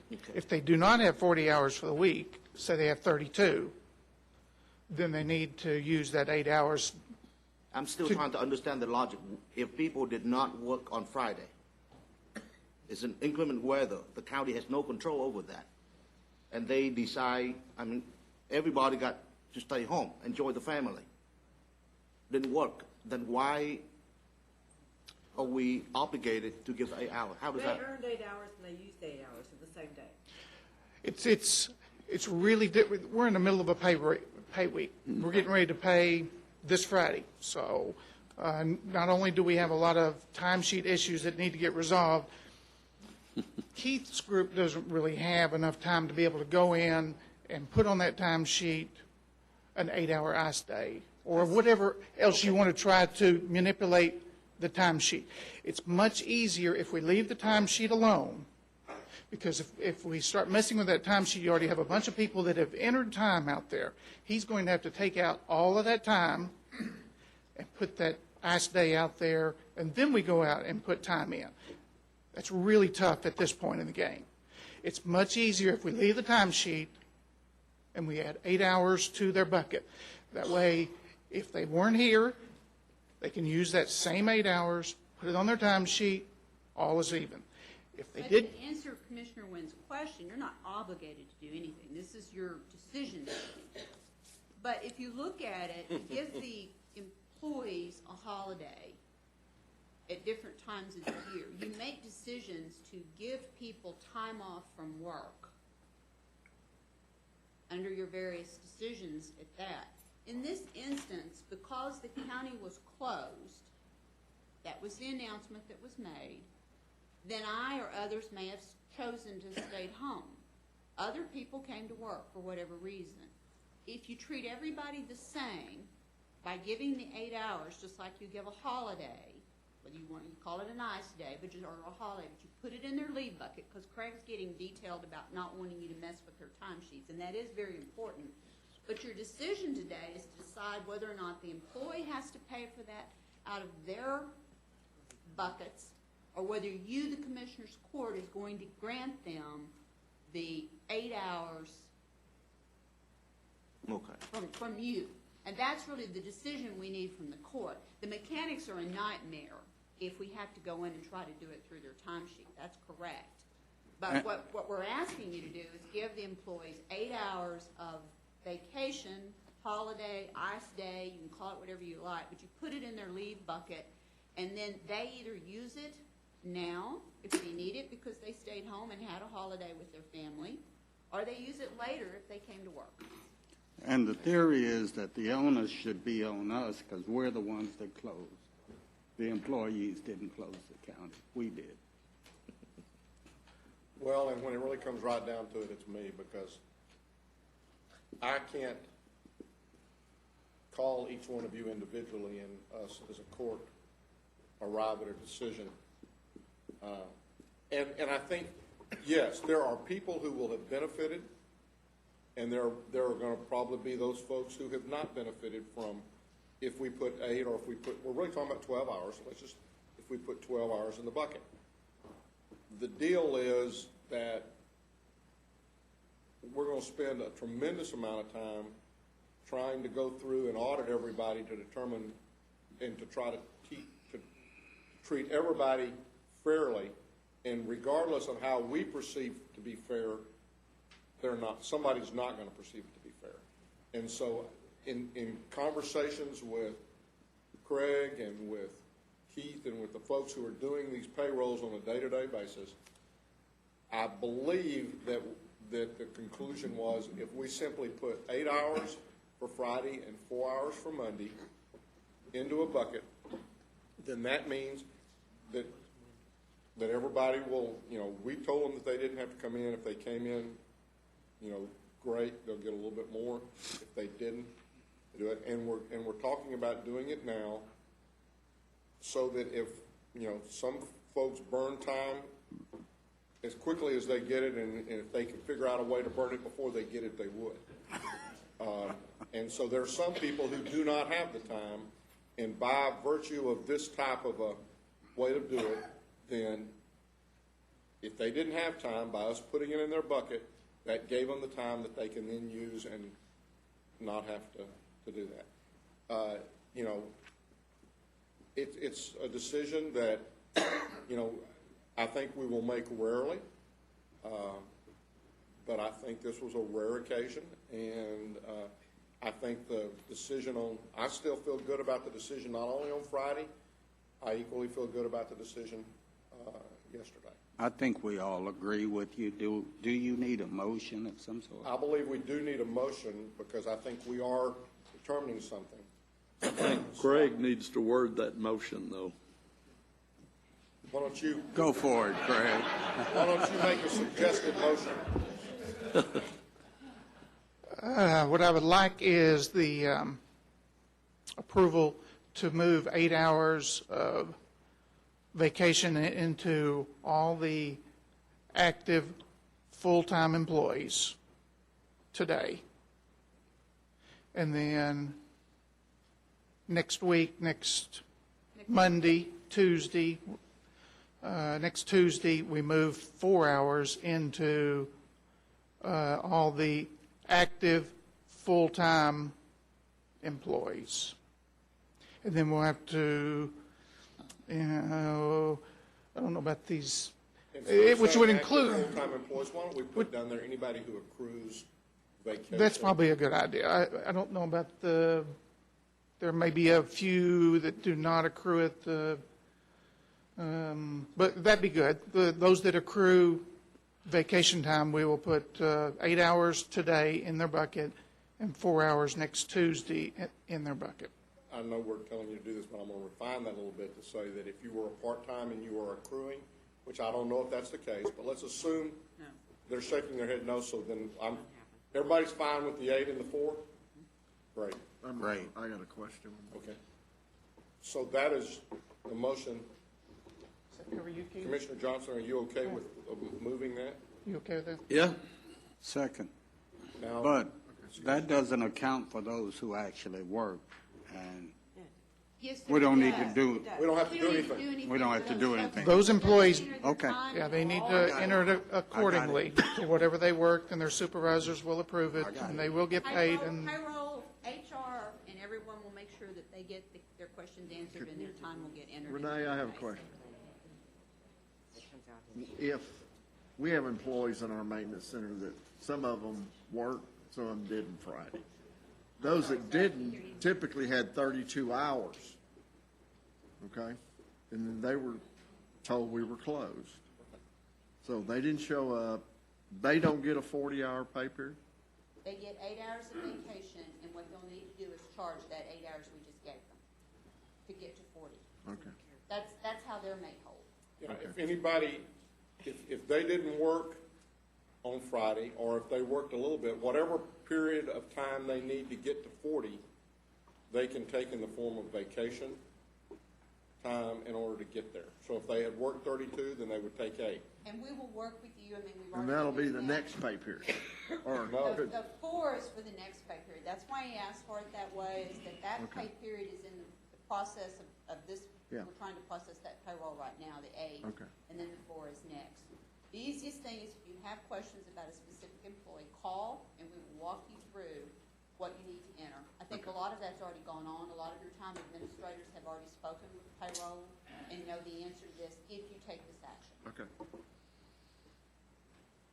Sounds real simple. Yeah. Any other discussion? Please phone vote. lines open. Motion passes unanimously. One other thing, and it comes to how do we communicate? And we put this on our website. As I said earlier, we put it on the website. We put it on the media. You know, we can check. I mean, we were all trying to figure. We had call lists. The best thing is to look at the website, and I think everybody's got to. We've got to do that, but we can't. You know. We got 65, 70 elected officials. 68. 68. And we got department heads. Would it not be possible to be able to send a email to that group? We did do that, sir. Okay. The key people? We Because have. you can't call everybody. We have elected officials and department head email, and we send that email blast to those on as. Did that include judges? Yes.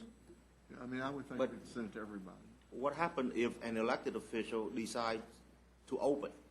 For example, on Friday, we opened at noon, but some courts closed because they were following Fort Worth ISD policy. Nothing we can do about that.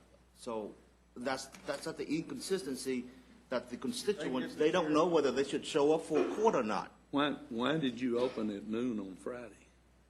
After the talking judge about Monday. closed? Huh? I'm talking about Monday, I'm sorry. Oh, Monday. Oh, I was Okay. referring to Monday. So what I'm trying to communicate here is that we have constituents out there who are supposed to show up for court for whatever reason, right? So they call my office at about 5:30 a.m. wondering what they should do. And that level of inconsistent communication is something we have to resolve. I don't know how we're going to do that, but we need to deal with it. We can do that by going to the legislature and Can we? I can guarantee you it won't happen. Well, can we negotiate? I mean, can we work out? I don't know. We collaborate. We collaborate, I think, better than most counties do, but ultimately, if another elected official wants to do something separate and apart from what the county is doing, then they have that ability. In one instance, the sheriff's department had a guard at one of the buildings, and called and said, well, the buildings are closed, I'm still here, and so if people come to the doors, I'm letting them in or not. And he said, do I open the building? And I said, you do exactly what you're doing. If there's another elected official in that building and they've chosen to be there, then as long as the sheriff has assigned you to that door, you stay there and do it. If the sheriff says move you to someplace else because the building's closed, then you need to notify that elected official, and they can put somebody at the front door and let them in if they want to. Because one elected official, with the exception of me, is not going to control what happens to the rest of the, and I'm only saying that because I can't talk with the four of y'all, or it'd be the five of us are going to make that decision. Come on forward. I've already advocated and plan to follow the county's lead in this. It's a whole lot easier for me to do it that way. However, I have a local rule to comply with that if the judges, if I'm not going to be there, if I decide I'm going to close my office, I have to comply with Rule 1.06. And Mary Louise, I'm not sure whether it applies to you or not, but that's, and there has to be a lockbox. At least this is the policy that we put in place. It says I have to designate a spot, but I put a lockbox down in the Justice Center. And if, for people who would be able to file, goes in the lockbox. But if they can't get in the door, then I got to ask the judges to change that rule, or I go ahead and put it in there, and I'd be asking them to change the rule. I've already put that in motion, but I don't know that they're going to do that. They will discuss it tomorrow, I'm told.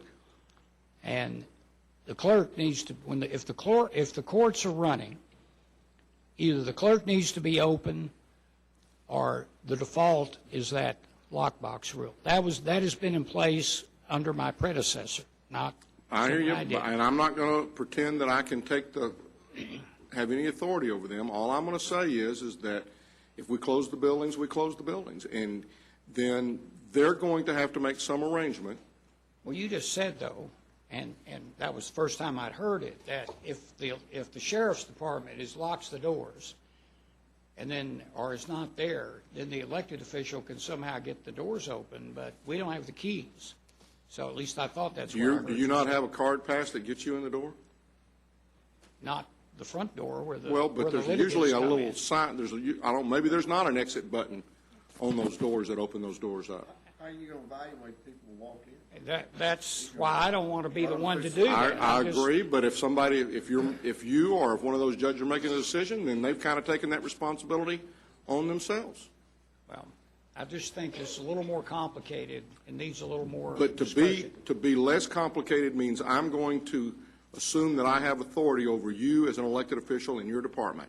And I'll be willing to guess that you'll be the first one to be in my face to say, you can't do that. Well, it's actually the law that says that. But Well, that's exactly right. And so, but you'll be there to remind me of it. Well, And so I take all the I'm same saying oath is, of don't office ask me that to do you something I Glenn, can't do. and, I have the same responsibility to uphold the law that you do. Is it possible for us, the 68 elected officials, to collaborate and communicate within the next 2-3 months to come up with a policy that is acceptable for everyone? Commissioner Wynn, Under a certain, Commissioner Wynn, I understand That is where you're going physically on this, impossible.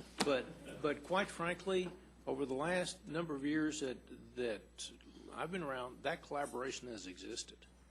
What happens is that we get these situations where we get, and you have one or two outliers who are elected officials that make a determination that they're either going to open or close their office.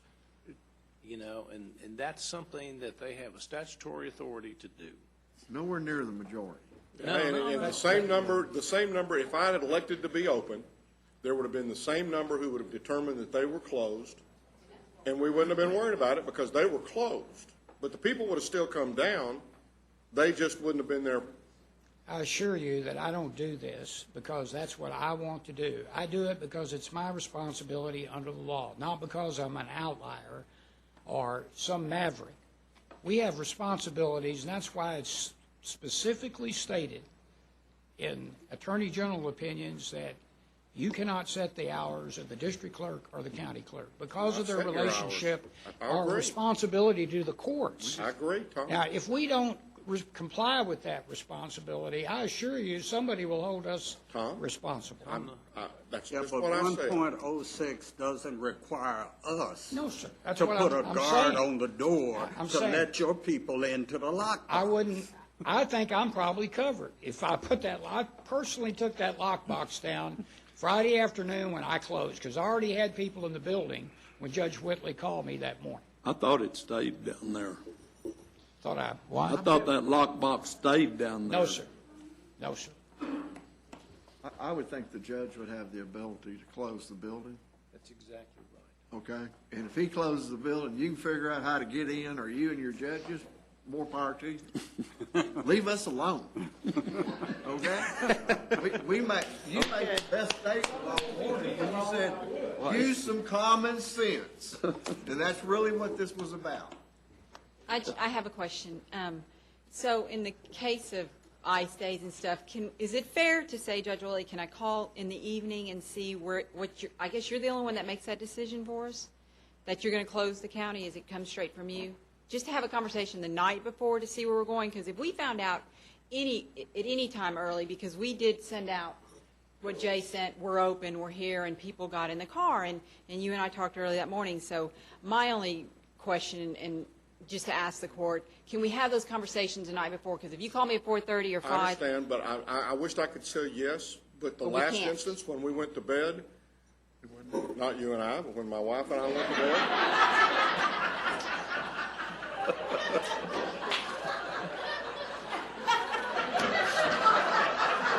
well, I just didn't want anybody to misinterpret that we.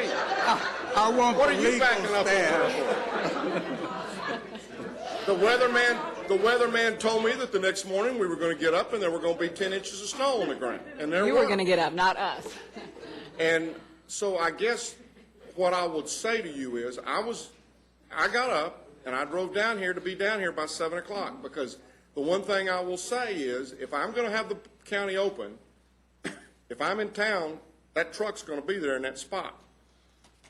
And what I'll do, and it was the driving down here that made me, in the discussion about the fact that it was going to do nothing but get worse, that made me come to the decision, we're going to close. So next time, I'll try to get up a couple of hours earlier. But I'm not going to do it the night before. Okay. And if you would do that for us that have, all these employees, I mean, that would be helpful. If you decided at 4 or 5 in the morning, when you probably got up, to just say, I'm going to do this. It just gives us a chance to send those people home and close. I'm never worried about closing my shop. If you're open, we are open. I mean, we are going to be here, and we have plenty Debbie of was staff. here when I got here. Absolutely. Plenty of staff was here, but the ones that are starting out on the road, when we called it, the Nexel system, our communication, that went out at 8:15. Well, I mean, we called it at 7, and we tried to, and I mean, everybody was calling everybody Yeah. at 7 But our in an big effort to try to notification- get it through, because absolutely. we knew that there are folks, we know there's mothers getting their kids up and Oh, yeah. trying to get all that taken care of. So, yes, we'll try to call it as early as we can in I those appreciate that. instances. Thank you. But I still want everybody to realize and to keep in mind that the norm is going to be, we're going to be open. Right. In the past, I'm going back a few years now, again, to save you the trip downtown, we've got crews that are out sanding and what have you. They normally coordinated with the director of facilities and the people down here. They then would call you. They might call me to get opinions, but they would let you know in advance so you could tell them at 5 or 5:30 in the morning, like Mary Louise has asked, well, we're going to close then. If the road conditions are as stated, we're going to close. Well, And you typically, can get the- GK would get up and drive the Well- street at 4 or 5 Well, o'clock. I got a call from GK at 5 a.m., and at that point in time, the roads were, it was still coming down. And we talked about it, and we decided at 5 we were going to go ahead and give it a shot. By the time I got down here with everything that was continuing to go on, I just felt like it was time to pull the trigger. Judge, we'll call you about 3:30 next time. They're not real happy when I call. You're not going to be happy when I return that call.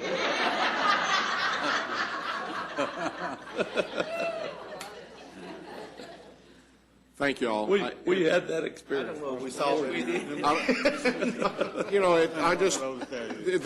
This is one of those deals where there's never a right decision. I think we did the right thing, and I just appreciate, again, everybody's work on this whole effort. And, trust me, the last thing in the world I want to do, and any of us want to do, is to have someone hurt or injured as a result of this. And that's why, even when we say we're open, we ask everybody to use their discretion. And if they don't feel like they can safely get in, stay at home. So, That's all we have at this time. we will now recess from open and proceed to close to discuss items exempted under Section 5.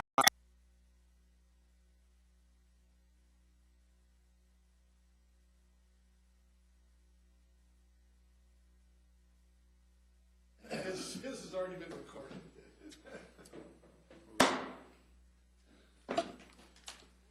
Having returned from our closed session, we'll now address the following matters. Thank you, Your Honor. This is under the district attorney. Item E2, we have a release of all claims from the city of Fort Worth that were requested prior to us receiving our check in full settlement of the case that we were, the claim we were involved with. So moved. Second. A motion is second. Any discussion? Please vote. Motion passes unanimously. Is that it? There being no further business, we are adjourned. Y'all have